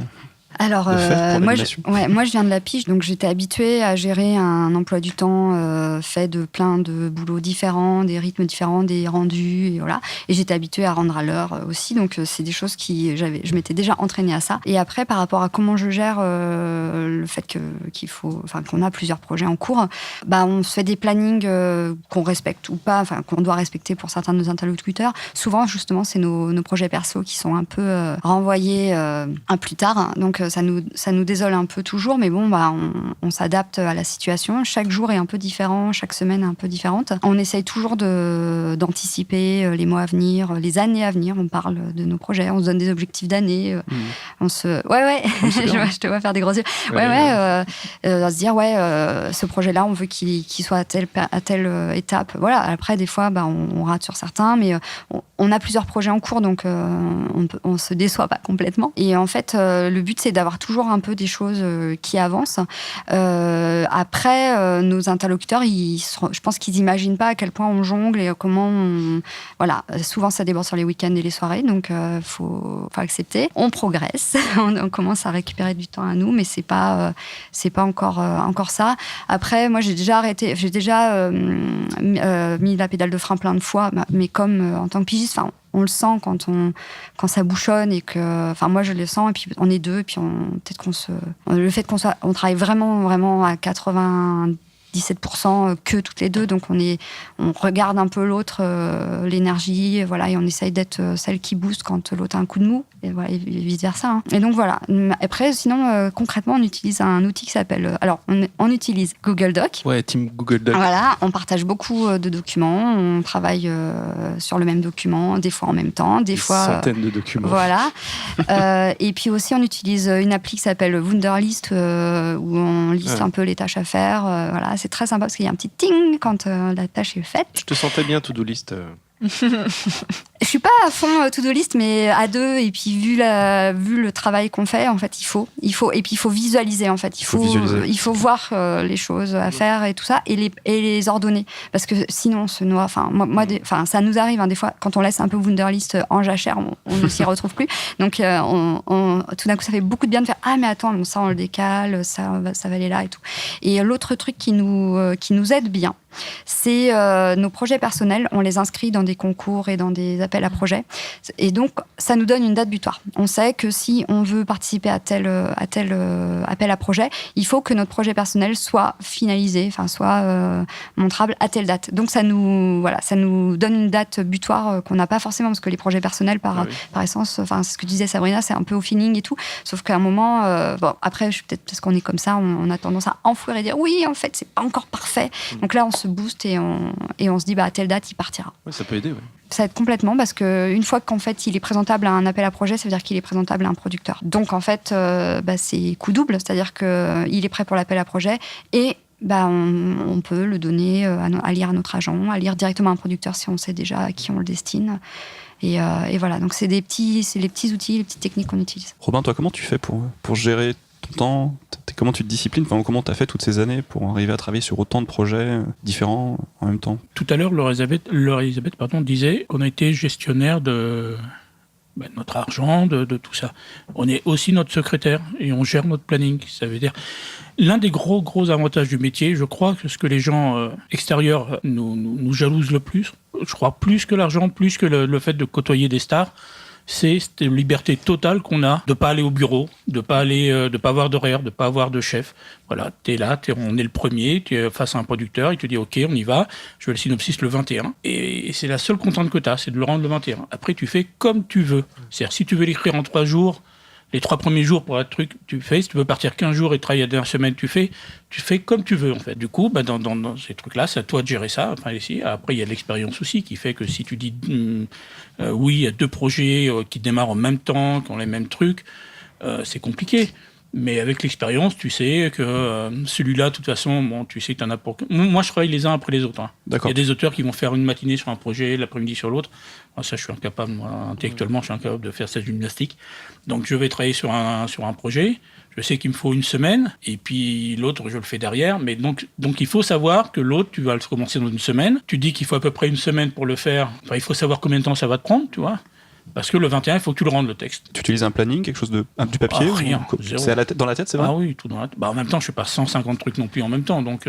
Mais t'as toujours fonctionné comme ça Toujours. Ah, c'est fou. Toujours. Après, des fois, je me suis planté, en fait. Parce que souvent, tu utilises le creux, tu envoies un texte, tu sais que tu as, en gros, entre la lecture de la prod et puis de la chaîne, tu as 15 jours tranquille. Tu sais que 15 jours, ça te suffit pour avancer l'autre. Et puis, des fois, tu calcules mal ton coup, tu vois. Alors, c'est compliqué. Sauf que les journées sont extensibles. T'es pas limité à ton bureau. Donc, si vraiment tu es à la bourre et tout, tu sais que tu peux travailler la nuit, tu peux faire une nuit blanche. Enfin, tu es totalement libre. C'est super et ça plein enfin, c'est toujours pareil. Il faut être prêt. C'est pas que super, en fait. C'est très compliqué aussi, en fait, à gérer. Pas que pour le planning de travail, mais pour tout, en fait. Oui, si on a des enfants, par exemple. Si tu as des enfants, des trucs, t'as envie d'aller on t'invite à faire un podcast un lundi matin, tu peux, mais voilà, ça veut dire aussi que tu vas pas travailler, donc il faut pouvoir prendre. Mais tu peux. Tu fais ce que tu veux, en fait. Désolé, les amis. On prend votre temps de travail. Pas de travail, c'est pas moi. Alors, rentrons dans le dur sur cette dernière petite partie du podcast. Meilleur pour la fin, parlons d'argent. Voilà, parlons d'argent, parce qu'on en parle depuis tout à l'heure de manière éparse, mais rentrons dans le vif. Robin, je sens que tu as des choses à dire sur cette question, et notamment des problèmes qu'on peut rencontrer quand on gagne de l'argent en écrivant. Au bout d'un moment, peut-être, on gagne beaucoup d'argent. À certains moments. L'un des principaux, Sabrina l'a dit tout à l'heure, c'est le côté irrégulier des rentrées d'argent. C'est le premier problème. Oui, c'est le premier, parce que c'est très compliqué de faire des projets. On part dans le principe de quelqu'un d'aujourd'hui qui n'a pas non plus... si tu as 6 mois d'avance d'économie, tout, la problématique ne se pose pas. Mais si tu es plus ou moins en flux tendu, c'est un souci, en fait, parce que tu veux partir en vacances le mois prochain, mais tu n'es pas sûr d'avoir les 600 ou 700 euros de la location. T'es pas sûr, en fait, parce que tu sais pas quand l'échéance va tomber. Il y a l'anecdote que je vous avais racontée de la SACD, donc on a 2 sources de revenus, il y a l'écriture, mais dès que tu arrêtes de travailler moins, forcément, tu es moins payé à écrire, parce que tu n'écris plus. Et donc reste la SACD, les droits de diffusion, qui sont donc versés par la SACD, qui s'appelle une régularisation, qui tombe autour du 14. Avant, c'était le 14. Avant, quand c'était des chèques et tout, c'était le 14, maintenant c'est autour du 14 par virement. Alors, je suis idiot et j'ai toujours pas compris, mais en fait, il n'y a pas un systématisme. C'est pas clair. Tu peux pas prévoir, tu sais jamais. En tout cas, moi, je sais jamais, et puis ça fait partie du plaisir aussi. C'est la surprise à chaque fois. Ouais, exactement. Tu sais jamais combien tu vas toucher le mois prochain. tu sais qu'il y a des mois qui sont un peu plus... parce que ça correspond aux chaînes hertziennes, donc les droits sont plus relevés, donc tu sais que ça va être plus conséquent que les trucs, mais même ça, t'es pas sûr et certain, en fait. Puis tu sais pas, parce que ça remonte, c'est des calculs l'année précédente, donc tu sais même pas ce qui est passé. Donc t'as une surprise chaque mois, mais ça peut être une bonne surprise comme une mauvaise surprise. Ouais, et puis voilà, moi, mois d'octobre, par exemple, j'ai touché 263 €. C'est très rare que ça soit si peu, parce qu'au bout de 20 ans, les droits, quand même, ça fait du truc, mais c'est arrivé, 263 €. Et le mois suivant, donc en novembre, j'ai touché 12 000, un peu plus de 12 000. C'est drôle cet écart. Il faut être prêt. Hein. Depuis le début, ce que j'ai dit depuis le début, il faut être prêt à ça. C'est-à-dire qu'il faut être prêt que des fois, tu n'auras rien. Et puis des fois, tu vas avoir beaucoup, sauf que 12 000, quand tu touches 12 000, par exemple, là en novembre, c'est pas la même chose qu'un cadre qui touche 12 000, son salaire de 12 000. Parce que le cadre, il a touché 12 000 le mois précédent, et puis il va toucher 12 000 le mois suivant. Alors que toi, tu as touché 200 le mois précédent, donc tes 12 000, en général, ils vont servir à payer ce que disait Sabrina tout à l'heure, c'est-à-dire que ça va servir, quand tu as touché l'argent de la mise en prod, ça te sert à payer tout ce que tu n'as pas payé le mois précédent.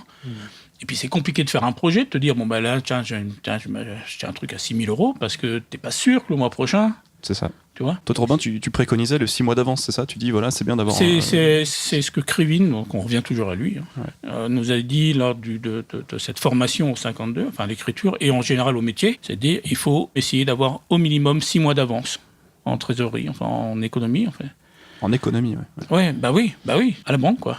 Ou sous ton matelas, où tu veux, mais d'avoir 6 mois, donc ça veut dire 6 mois de loyer, de vie quotidienne, un budget, et d'avoir 6 mois d'avance, parce que même quand tu bosses, même quand tu travailles beaucoup, et tu es à la tête de ta série, et tu travailles comme un truc, le jour où la chaîne, elle dit on arrête la série, t'as plus rien.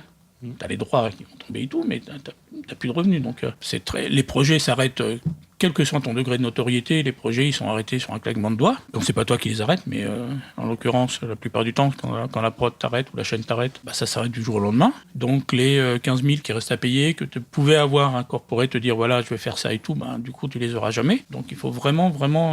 c'est vraiment le point, moi, quand j'insiste, quand je lance un jeune, pas forcément un jeune, en débutant en tout cas, quelqu'un qui est dans le métier, je mets vraiment en garde sur ces points-là parce que tu fais pas attention. L'autre problème, c'est, je disais tout à l'heure, quand tu débutes et que tu as la chance de travailler et que l'argent va tomber et on touche beaucoup d'argent et du coup ça a un côté un peu euphorisant, forcément tu le dépenses et tout. Et puis derrière, tu te rends compte un an après que il y a les impôts, les AGSA, tu vois, tous ces trucs-là. Donc il faut vraiment être... là, pour le coup, il faut redevenir le gestionnaire de son argent et de toute la partie administrative. Sabrina, Laurel Z, vous avez un avis là-dessus ou des conseils par rapport à ça? J'ai pas grand-chose à rajouter, à part, il faut économiser, quoi. Ouais. Mettre de côté. Il faut se faire plaisir, mais il faut économiser. Vous avez une attitude assez gestionnaire de vos finances aussi par rapport à ça? Vous êtes plutôt pragmatique là-dessus? Oui, puis moi, j'ai pas la phobie administrative. Moi, j'aime bien... Ouais, t'aimes bien vérifier les petits chiffres. Donc moi, là-dessus, à ce niveau-là, ça va. Non, effectivement, tu peux pas considérer un mois comme un mois étalon. Chaque mois est différent, donc il faut penser toi-même à lisser, à pas... tu sais à peu près ce dont tu as besoin pour vivre. Après, moi, peut-être que j'avais cette logique écoureil du monde de la pige. Enfin, c'est vraiment les mêmes... D'ailleurs, Krivine, il était journaliste avant, donc je pense que... Ça vient peut-être de là. Non, mais voilà, c'est vraiment des logiques juste... tu peux pas gérer les plannings de paye et même les moments de paye. Donc, c'est à toi de... Voilà, c'est pas du tout... C'est pour ça, moi, ça me fait toujours... ça m'amuse, ou pas m'amuser d'ailleurs, mais le côté, les gens qui dépensent tout en début de mois parce qu'ils viennent d'avoir leur salaire et tout. Moi, j'ai jamais vécu ça, donc je connais pas, en fait. Moi, mon salaire, il tombe des fois par bout, là, et voilà, ou pas, mince. Et voilà, il faut attendre, il faut... Donc, après, ça rend... je sais pas si tous les scénaristes sont comme ça, mais ça rend un peu frileux. Enfin, du coup, on se lance moins facilement, ou alors peut-être qu'il y a la période de début que moi j'ai pas connue où on claque ses sous. Mais oui, au début, oui. Après, moi j'ai pas vécu. Tu te prends une claque ou deux et tu deviens frileux par la force des choses. Ouais. Voilà. Mais moi j'ai pas vécu ça, surtout que j'ai pas du tout travaillé sur des projets avec cette somme de départ qui peut paraître un peu énorme, mais et aussi parce qu'en fait je sais que derrière ça se lisse sur plusieurs années et que de toute façon. Voilà, c'est complexe, quoi. Après, il y a des avantages. On a quand même droit à un fonds de formation qui est assez exceptionnel. Oui, c'est tout récent. Ouais, en tant que scénariste. Moi, je trouve ça incroyable. Venant d'autres métiers, on peut bénéficier très facilement via l'AFDAS de formation formation tout au long de l'année et on n'a pas à faire des pieds et des mains pour l'obtenir. Déjà, on n'a pas à justifier à des employeurs que c'est pertinent dans notre parcours. Ouais, c'est vrai. Voilà, ce que j'ai pas vécu jusque-là. Hein, et voilà, donc on peut se former, on peut faire je sais plus exactement la somme, mais autour de 7 500 €, on a 7 500 € pour nous former chaque année. Et ça, je trouve ça assez incroyable. Et ça commence dès qu'on est aux AGSA, enfin bien qu'on est bien inscrit, qu'on paye tout. Voilà, on peut bénéficier de formation. Donc ça, c'est un atout qui est assez sympa et qui permet de se perfectionner. Sabrina, tu voulais dire quelque chose? Non, je vais juste raconter que moi, avec mon premier prix, le Sopana, il y avait un petit peu des sous, mais ça devait être 1000 et quelques, et je me suis acheté une machine à laver, voilà, c'est tout. D'ailleurs, l'argent des prix, tu n'as pas besoin de le déclarer aux impôts, je crois. Alors, on m'a dit oui et non. C'est vrai, je sais Donc, plus. je crois que j'ai choisi non. Non, mais il y a une fiche. Ouais, tu peux ne pas le. Pas au chaud, enfin bref. La machine à laver symbolique, quoi. C'est important. Hein. Ouais. C'est énorme, ça change la vie quand même. Sur cette machine à laver, nous allons clôturer ce sujet. Avant de se quitter, on fait un dernier tour de table pour savoir un peu si vous avez un truc cool à recommander, que vous avez découvert récemment ou pas, une série, un livre, un film. Un monument. Alors, écoute, moi la semaine dernière, j'ai vu des toutes dernières séries de Netflix qui s'appelle Godless, qui est une série western. Ouais. J'ai vu le premier épisode. Produite par Soderbergh, qui est assez incroyable en fait, mais un peu comme tout ce que fait Soderbergh. Soderbergh, il fait n'importe quoi et c'est bien. À chaque fois il me prend.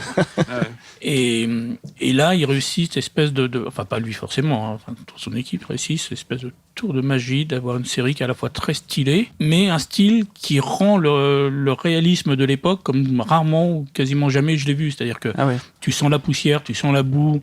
Tu sens l'odeur des mecs. Les mecs sont sales parce qu'ils vivent dans la poussière en permanence et que. Les femmes sont sales aussi. Les femmes sont sales. Tout le monde est sale. L'histoire, quand même au départ une histoire. Enfin, l'histoire est vraiment bien. Enfin, elle est très classique, mais super bien faite. Enfin, voilà. Donc si vous avez l'occasion, n'hésitez pas. Allez, parce qu'il faut dire quelque chose, parce que vraiment j'étais un peu à sec, mais je viens de commencer Top of the Lake, la saison 2. Voilà, c'est toujours assez intriguant. Pareil, l'histoire elle est assez classique si on prend vraiment la trame polar. Jane Campion. Jane Campion, ouais. Et oui, pardon. Top of the Lake. Et voilà, par contre, au niveau d'écriture des scènes, au niveau des dialogues et au niveau de l'ambiance, c'est rugueux comme. Enfin voilà, c'est très très bien fait. Et voilà, j'ai l'impression qu'elle amène quelque chose. Enfin, elle et il, parce qu'ils sont pleins. Et elle a un co-auteur et puis elle a un réalisateur. Enfin, c'est pas que elle qui fait tout. Et non, ils amènent quelque chose d'assez. Je sais pas comment dire. Avec des grumeaux, quoi, mais qui est très intéressant. Voilà, je pense que c'est la touche Nouvelle-Zélande, Australie qui est toujours assez intrigante. C'est jamais lisse, quoi. C'est vraiment bien. Alors, moi, j'ai eu un coup de cœur pour un film il y a quelques semaines qui s'appelle Battle of the Sexes avec Emma Stone et Steve Carell. Une histoire vraie sur une jeune, la numéro 1 mondiale de tennis qui a confronté en duel. Oui, un match simple, l'ancien numéro 1 mondial homme qui, pour le coup, il est âgé de 55 ans à l'époque. Un vrai coup de cœur, parce que déjà les acteurs sont super, je trouve que le scénario est vraiment bien. Et après, moi, je sens que la thématique m'a touchée par rapport, déjà, ne serait-ce que le statut des femmes, c'est cette bataille, voilà. Et aussi parce que je trouve que ça met en avant le match en lui-même, il est que sur le dernier quart d'heure du film. Et avant tout ça, c'est vraiment le parcours de ces deux personnages et leur rapport au succès, leur rapport au fait d'être numéro 1 mondial, leur rapport au fait d'être regardé par des millions de gens. Pourquoi le succès ? Qu'est-ce que ça vient nourrir en fait chez chacun d'eux ? Et je trouve ça hyper touchant. Je trouve que c'est vachement réussi. Et ça m'a vraiment touchée. Je l'ai vu 2 fois, même 3, je crois. À chaque fois que j'avais un pote qui voulait le voir, je suis vas-y, j'y retourne. Et donc ça m'a vraiment résonné en tout cas moi. À un endroit qui m'a fait du bien. Et je suis en train de découvrir un bouquin, je ne sais pas encore s'il est génial, qui s'appelle Libérer votre créativité de Julia Cameron. On en parle souvent dans ce podcast. Oui. Voilà, je suis en plein dedans et je pense que je vais m'attaquer à ça en janvier. En janvier. Là, je survole un peu, je regarde ce qui... Moi aussi. Pardon. À partir d'aujourd'hui, j'ai commencé ce matin. Pardon. Les gens ne sont pas dupes, ils savent bien qu'on n'est pas en janvier aujourd'hui. Pardon, j'ai commencé ce matin, j'ai fait mes 3 pages. Ah bah oui, c'est ça. Et je rajoute un petit truc par rapport à Battle of the Sexes. Si, pour ceux qui l'ont vu ou qui ont l'intention de le voir, regardez aussi le documentaire Netflix qui a été fait, qui pour le coup parle de la réalité. C'est très très intéressant de voir comment les scénaristes ont géré la temporalité. Parce que c'est souvent compliqué dans les biopics quand on se dit bon, la vie de cette personne est géniale. Comment je fais pour faire tenir en 2 heures? Qu'est-ce que j'utilise? De quoi je parle? Tout ça. Et je trouve que les scénaristes ont fait un super boulot parce qu'ils ont vraiment triché. Et c'est assez génial, je trouve. Donc c'est vraiment une bonne leçon de comment gérer la temporalité et comment manipuler les événements de la réalité pour les faire rentrer dans un film avec du suspense. Voilà. Regardez ça. Toi, Mathieu, ouais. Moi, au-delà d'engouffrer ma vie dans Zelda sur Switch en ce moment, j'ai découvert un truc sur Netflix récemment qui est Beyond Stranger Things, qui est des interviews un peu promo autour de la série, présentée par Jim Rash, qui est un acteur et scénariste américain. Et ce qui est sympa, pour une fois, c'est qu'on voit un peu les créateurs de la série notamment, et puis le producteur Sean Levy, enfin des gens qui écrivent, qui créent la série, parler aussi d'histoire, d'écriture. Donc c'est pas que promo, c'est pas juste sympa de voir les gens se congratuler sur leur travail, mais on parle aussi de la création et des idées qui sont venues, etc. Donc c'est assez chouette, c'est sur Netflix parce que c'est évidemment une série Netflix. Au-delà de l'aspect promo, on apprend quand même des choses sur l'écriture. C'est chouette, c'est cool. Bah super. Et toi? Moi j'ai vu Magic Mike de Soderbergh l'autre jour et j'ai vraiment trouvé ça super chouette. Et enfin, où est-ce qu'on peut vous trouver les amis sur internet? Où est-ce qu'on peut te retrouver? Sur Twitter? Moi j'ai un Twitter mais je l'utilise pas. C'est sur Facebook, Facebook, pas mal, ouais. Ouais, plus. Laure-Elisabeth. On peut me trouver sur Facebook. Non, mais c'est drôle parce que je change jamais ma photo. Je suis vraiment pas. Et à la du tout. Maison des Auteurs. Mais non, voilà, à la Maison des Auteurs. Et aussi sur Twitter, mon prénom, juste Laure-Elisabeth. Et voilà, avec plaisir pour échanger sur les réseaux sociaux. Super. Toi, Romain? Facebook. Facebook. Ben aussi. Nous sur Instagram. Sur Instagram en plus. Place maintenant au tuto scénario de Jean-Marie Roth, qui nous parle ce mois-ci de la théorie. On écoute ça. Salut Jean-Marie. Et salut Jean-Marie. Bonjour, bonne année. Et ouais, bonne année. Bonne Bah oui. année. Bah Je suis ouais. encore fin bourré là parce que j'ai pas encore dessoulé des fêtes, mais Oh, vous avez ouais. passé bonne fête. Bah super, écoute. Ouais. Dans mon lit. Bah, surtout bonne fête à tous nos éditeurs, auditrices. Ouais. Plein de bonnes choses, plein de scénarios, Ouais. plein d'idées. Bonne année, que ça vous apporte plein d'idées et de théories. Et de théories, voilà. Théories. Cherchez Parce qu'on va parler de la théorie aujourd'hui. Parce Absolument. qu'on avait une question en suspens la semaine dernière, Oui. le mois dernier. Du coup, on va pouvoir y répondre. Mais avant ça, Jean-Marie, t'as peut-être une actu chaude. Mais oui, toute chaude, elle sort du four à l'instant. Pas croustillante. Hein. Le mois dernier, elle était croustillante et chaude. elle est chaude maintenant. Elle est que chaude. Elle est que chaude. Et je vais organiser une grande masterclass à Paris, les Super. 8 et 9 février, avec possibilité de prise en charge par Pôle emploi, AFDAF, etc. Super. Donc j'attends beaucoup de monde. Ce sera certainement, on verra encore pour le lieu, c'est juste encore, il faut verrouiller la chose, mais ce sera au centre de Paris. Tu peux nous en dire un petit peu plus sur le programme? Qu'est-ce qu'on peut retrouver dans cette masterclass? On va retrouver... À part toi, Jean-Marie. c'est déjà beaucoup. Ça suffit. C'est déjà beaucoup. Ça suffit. Mais en fait, je vais être là, je fais un striptease. Non, Venez c'est pas ça. Pôle emploi finance. Non, ça va faire fuir tout le monde. Non, plus sérieusement, je vais donc essayer d'aborder la façon d'écrire un scénario avec différents outils, mais du début à la fin, j'essaie d'avoir une vraie chronologie, sur la façon de faire, pour que ce soit, j'ai envie de quelque chose de très très utile aux gens. Je vais donner des astuces, des outils, des petits trucs personnels, j'ai raconté un petit peu des petites expériences, soit les miennes, soit d'autres qu'on m'a confiées pour comprendre un petit peu comment ça se passe, parce que c'est très très difficile, même quand on a une bonne idée, on en parlait la dernière fois, d'arriver à développer quelque chose. C'est ça que je vais essayer de montrer aux gens sur 2 journées, donc les 8 et 9 février. Viens des nombreux. Viens des nombreux. On relaiera en tout cas, Ouais. nous, sur nos réseaux et dans la description du podcast, toutes les infos pour participer à cette superbe masterclass. Merci Tout à fait. beaucoup. Alors, Place à la théorie. place à la théorie, c'est ça? Oui, tout à fait. Alors, je vais parler un petit peu de la théorie parce que toute une histoire, parce qu'elle a une fin, a une théorie en pratique. Je dis en pratique parce que c'est bien pratique d'avoir une théorie. En théorie. C'est de faire croire qu'on a un propos, qu'on a quelque chose à dire. Pour être très concret, la théorie, c'est le message de l'histoire, la morale de la fable. L'idée dont nous avons parlé le mois dernier, c'est ce que raconte le film. La théorie, c'est ce que dit le film. Prenons Forrest Gump, par exemple, qu'on avait un petit peu évoqué lors d'une question, je crois, le mois dernier. Enfin, l'an dernier. Très juste. Je vous parle bien de l'idée. Un jeune homme à l'intelligence plutôt moyenne, amoureux d'une femme qui n'a pour lui que de l'amitié, traverse les grands événements de son époque sans réellement les mesurer. Ça, c'est l'idée. C'est ce que nous raconte le film. Vous constaterez au passage que l'idée ne parle pas de son handicap de début de film. Cours Forrest, rappelez ? Eh oui. Ni du fait qu'il raconte sa vie en sniffant des chocolats durant qu'il attend le bus. Parce que ça, c'est du détail, c'est de la narration, pas du récit. Examinons maintenant la théorie de Forrest Gump, ce que démontre le film. Au début de l'intrigue, Forrest cite sa mère qui dit que la vie, c'est comme une boîte de chocolat. On ne sait jamais sur quoi on va tomber. Du coup, comme ça, de prime abord, on pourrait penser que c'est ça la théorie du film. Et en fait, non, car l'histoire va plus loin pour nous dire autre chose. J'y reviendrai. Ce que nos amis auditeurs et nos merveilleuses auditrices doivent savoir, c'est que tout film, parce qu'il a une fin, a une théorie. Mais peut-on pour autant affirmer que tout scénariste a une théorie en écrivant son film ? Pas du tout. Je doute que le scénariste du Gendarme et Gendarmette ait écrit une thèse sur la théorie de son film, la pensée de sa vie, son apport philosophique à l'humanité. Non, il s'en fout. Et pourtant, comme les méchants sauraient été à la fin, la théorie du film est que le crime ne paye pas. Maintenant, si vous avez un propos, si votre ambition, au-delà de distraire, est de pousser à réfléchir, vous devez veiller à ce que votre histoire, et surtout sa fin, aille bien dans le sens de ce que vous voulez démontrer. Il y a 2 mois, vous receviez Francis Weber, pour qui j'ai un infini respect. Mais à chaque fois que je regarde le Dîner de cons, la dernière séquence me pose problème, car elle est à l'opposé de la promesse de message du film. Tout le récit nous conduit au fait que dans la vie, le con n'est jamais celui qu'on croit. Et jusqu'à la dernière minute, on y va avec jubilation vers cette théorie. Or, l'ultime image du film nous montre le téléphone qui sonne. Jacques Villeray ne doit pas décrocher et il décroche le con. Si bien que pour une pirouette finale, la théorie devient « un con est un con ». Je ne suis pas certain que Francis Weber ait envie de nous dire ça. Mais attention aussi, lorsque vous avez un message à véhiculer au travers d'autres films, à ne pas vous contenter d'enfoncer des portes ouvertes. Si vous voulez combattre le racisme, il ne sert à rien d'écrire une histoire dont la finalité consiste à dire que le racisme c'est pas bien. Comme j'ai vu récemment dans un film dont je parlerai dans un prochain billet consacré à la cohérence du récit. Ah, ça a déjà l'air intéressant. Ouais.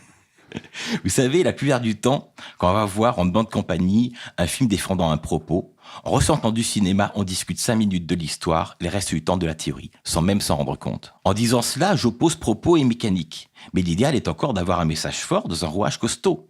Car l'un n'empêche vraiment pas l'autre, au contraire. Pour conclure, il me reste, comme promis, à vous donner la théorie de Forrest Gump. Ce que nous dit le film, c'est que la naïveté permet de gagner sur les événements de la vie. À titre personnel, je rectifierai en ajoutant « La naïveté permet de gagner sur les événements de la vie, sauf quand on est le scénariste d'un film à propos. » Merci Jean-Marie. Merci à vous. Le mois dernier, Adrien, tu confessais ne pas avoir vu Intouchable. Moi, j'ai pas vu Le Gendarme et les Gendarmettes. Ah. Un petit viré. Voilà. Je vous laisse. Non, je pense quand on veut parler de cinéma, il y a certaines œuvres qu'on ne peut pas rater. C'est Je suis désolé. Hein. Je suis un peu brut pour le mois de janvier. T'es un peu brut. Non, mais là, quand même. On est au top au niveau exigence des références. C'est vrai. C'est ça. Est-ce que vous avez des questions? Alors, nous avons des questions de notre communauté sur Slack. Slack, donc, qui est un logiciel de messagerie et de chat avec T'as fait la fête, toi, ce week-end. c'est ça. Avec lequel on peut interagir avec nos invités notamment, Voilà. et d'autres gens qui nous ont laissé un tip à partir de 2 €. C'est la condition pour nous rejoindre. Voilà, nous Pas rejoindre. cher, c'est pas excessif. Bah non, c'est pas Non. cher pour accéder à tellement d'informations et de Puis, connaissances. Évidemment, ça soutient le podcast. Hein, Bah oui, bien sûr. Je vais te proposer une chose, comme nous sommes le début janvier, pour les gens qui nous écoutent, c'est une bonne résolution pour cette année, parce que c'est intéresse au scénario, c'est de s'inscrire. Bah ouais, et ça une fera une bonne étrenne. résolution. Soutenir le podcast, c'est la bonne résolution qu'il faut tenir. Il faut pas oublier que vous êtes bénévole, hein. Faut pas l'oublier, ça. Oui. Mais oui. Et sur Slack, nous remercions Thibaut, Adeline, Antoine et Robin notamment qui nous ont soumis quelques questions dont on va parler maintenant. Alors Jean-Marie, quelles sont les différentes façons d'incarner la ligne thématique dans le récit? La fin, principalement, puis les discours des personnages. En faisant attention à ce qu'un personnage ne donne verbalement la théorie. Parce que c'est toujours un problème, c'est qu'à la fin du film, on est si fier de sa théorie qu'on la fait dire par un personnage. Du coup, on devient un lourdingue sans s'en rendre compte. Donc ça, surtout ne pas le faire. Le film, quand le film est bien fait, on la comprend, la théorie. Pas besoin en plus de l'asséner par un personnage. Ah, vous voyez les gendarmettes, le crime ne peut pas. J'aime pas qu'on se moque des grandes œuvres, hein. J'avais déjà dit tout à l'heure. Ça fait vraiment le début de l'année. Hein. Ah, c'est les blagues hors forfait de 2017 là. Alors, comment analyser ou trouver les potentiels conflits qui résident dans une affirmation thématique? C'est très complexe cette question. Je comprends pas la question déjà. Ouais, moi non plus. Je vais essayer de faire comprendre la réponse. Ah, vas-y, Jean-Marie. Les conflits potentiels se trouvent surtout dans l'idée. Hein. Ce qu'il faut pour aboutir à un conflit intéressant, c'est de rechercher les paradoxes potentiels contenus dans notre idée. C'est ça qui est important. Si je veux écrire une histoire d'amour, je m'interrogerai d'abord sur les paradoxes de l'amour.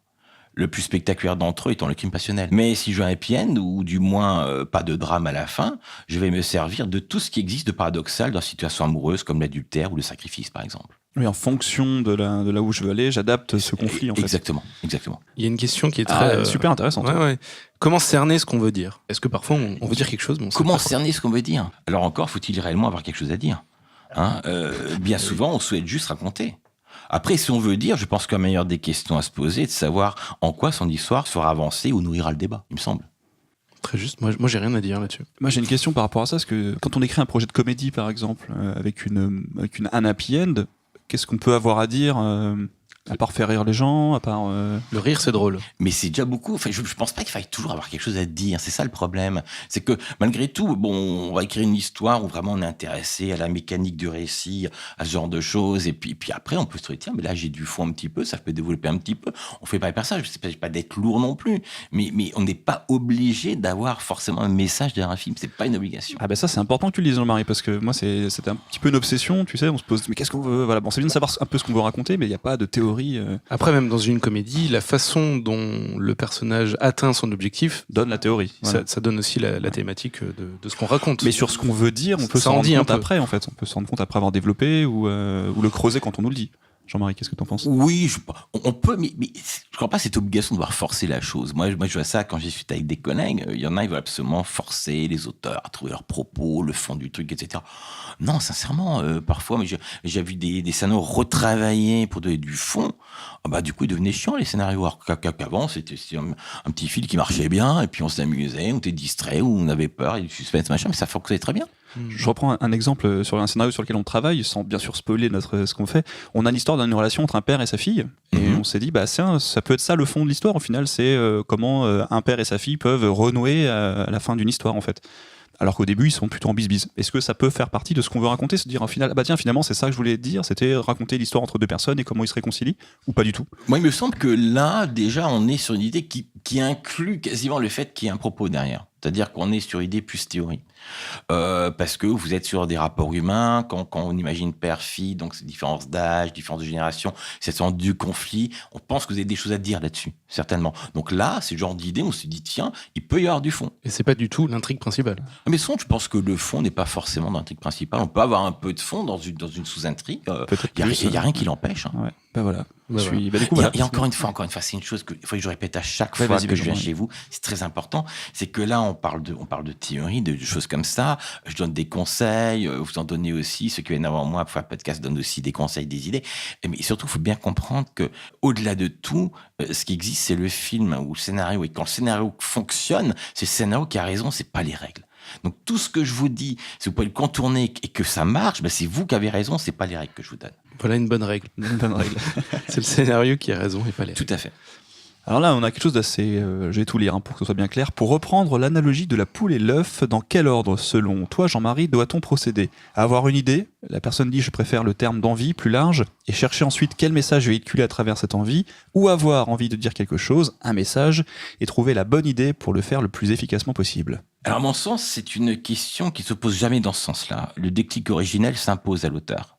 Une idée qui surgit ou un propos qui apparaît. Ce n'est qu'après qu'on se demande quoi en faire.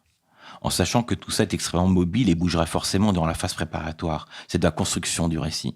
C'est-à-dire que, si vous voulez, l'étincelle originelle, comme on peut l'appeler, qui donne l'envie de faire un film, ça peut être tout et n'importe quoi.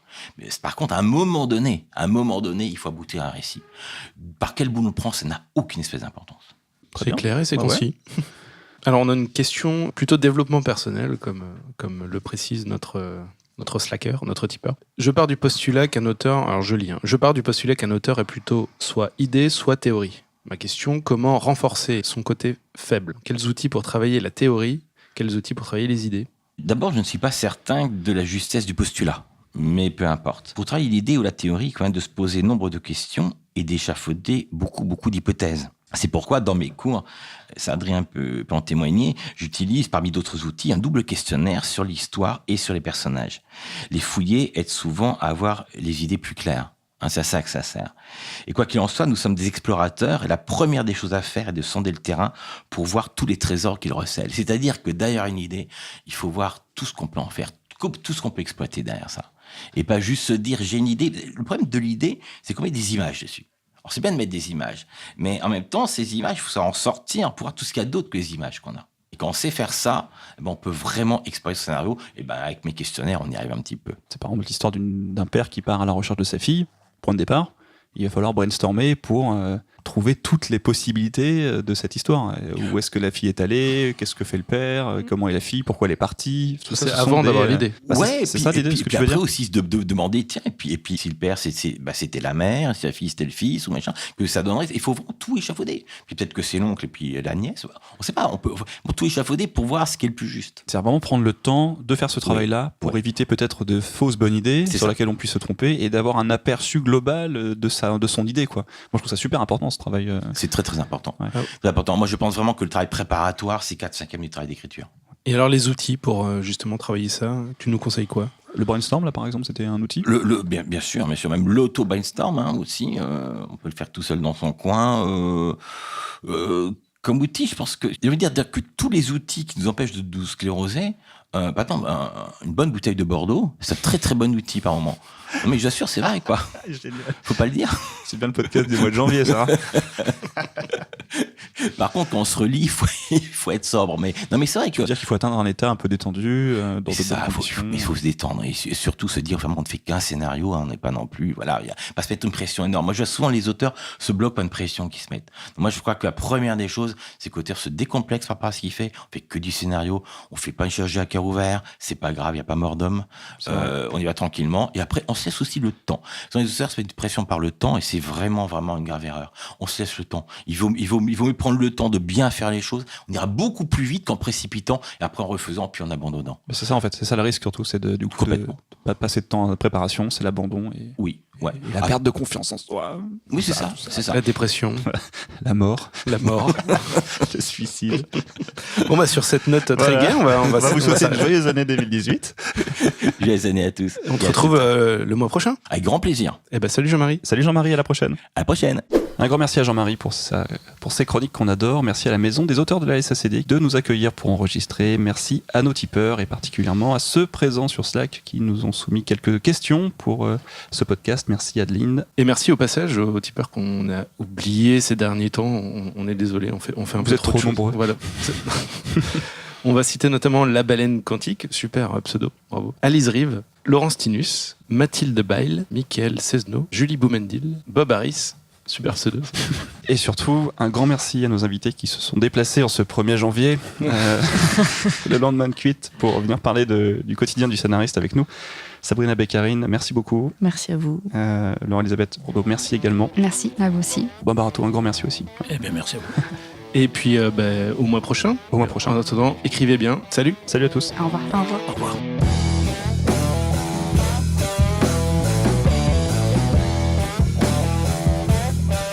Si vous aimez ce podcast, il y a plusieurs moyens de nous soutenir. Nous laisser un tip sur le site tipeee.com, l'adresse est dans la description de ce podcast. Vous êtes libre de choisir le montant et sachez qu'avec un tip régulier de seulement 1 €, vous nous aidez déjà énormément. Vous pouvez aussi nous laisser une note et un commentaire sur iTunes, ça nous aide beaucoup à être visible. Et bien sûr, partagez ce podcast, parlez-en autour de vous et abonnez-vous pour ne pas manquer les prochains épisodes.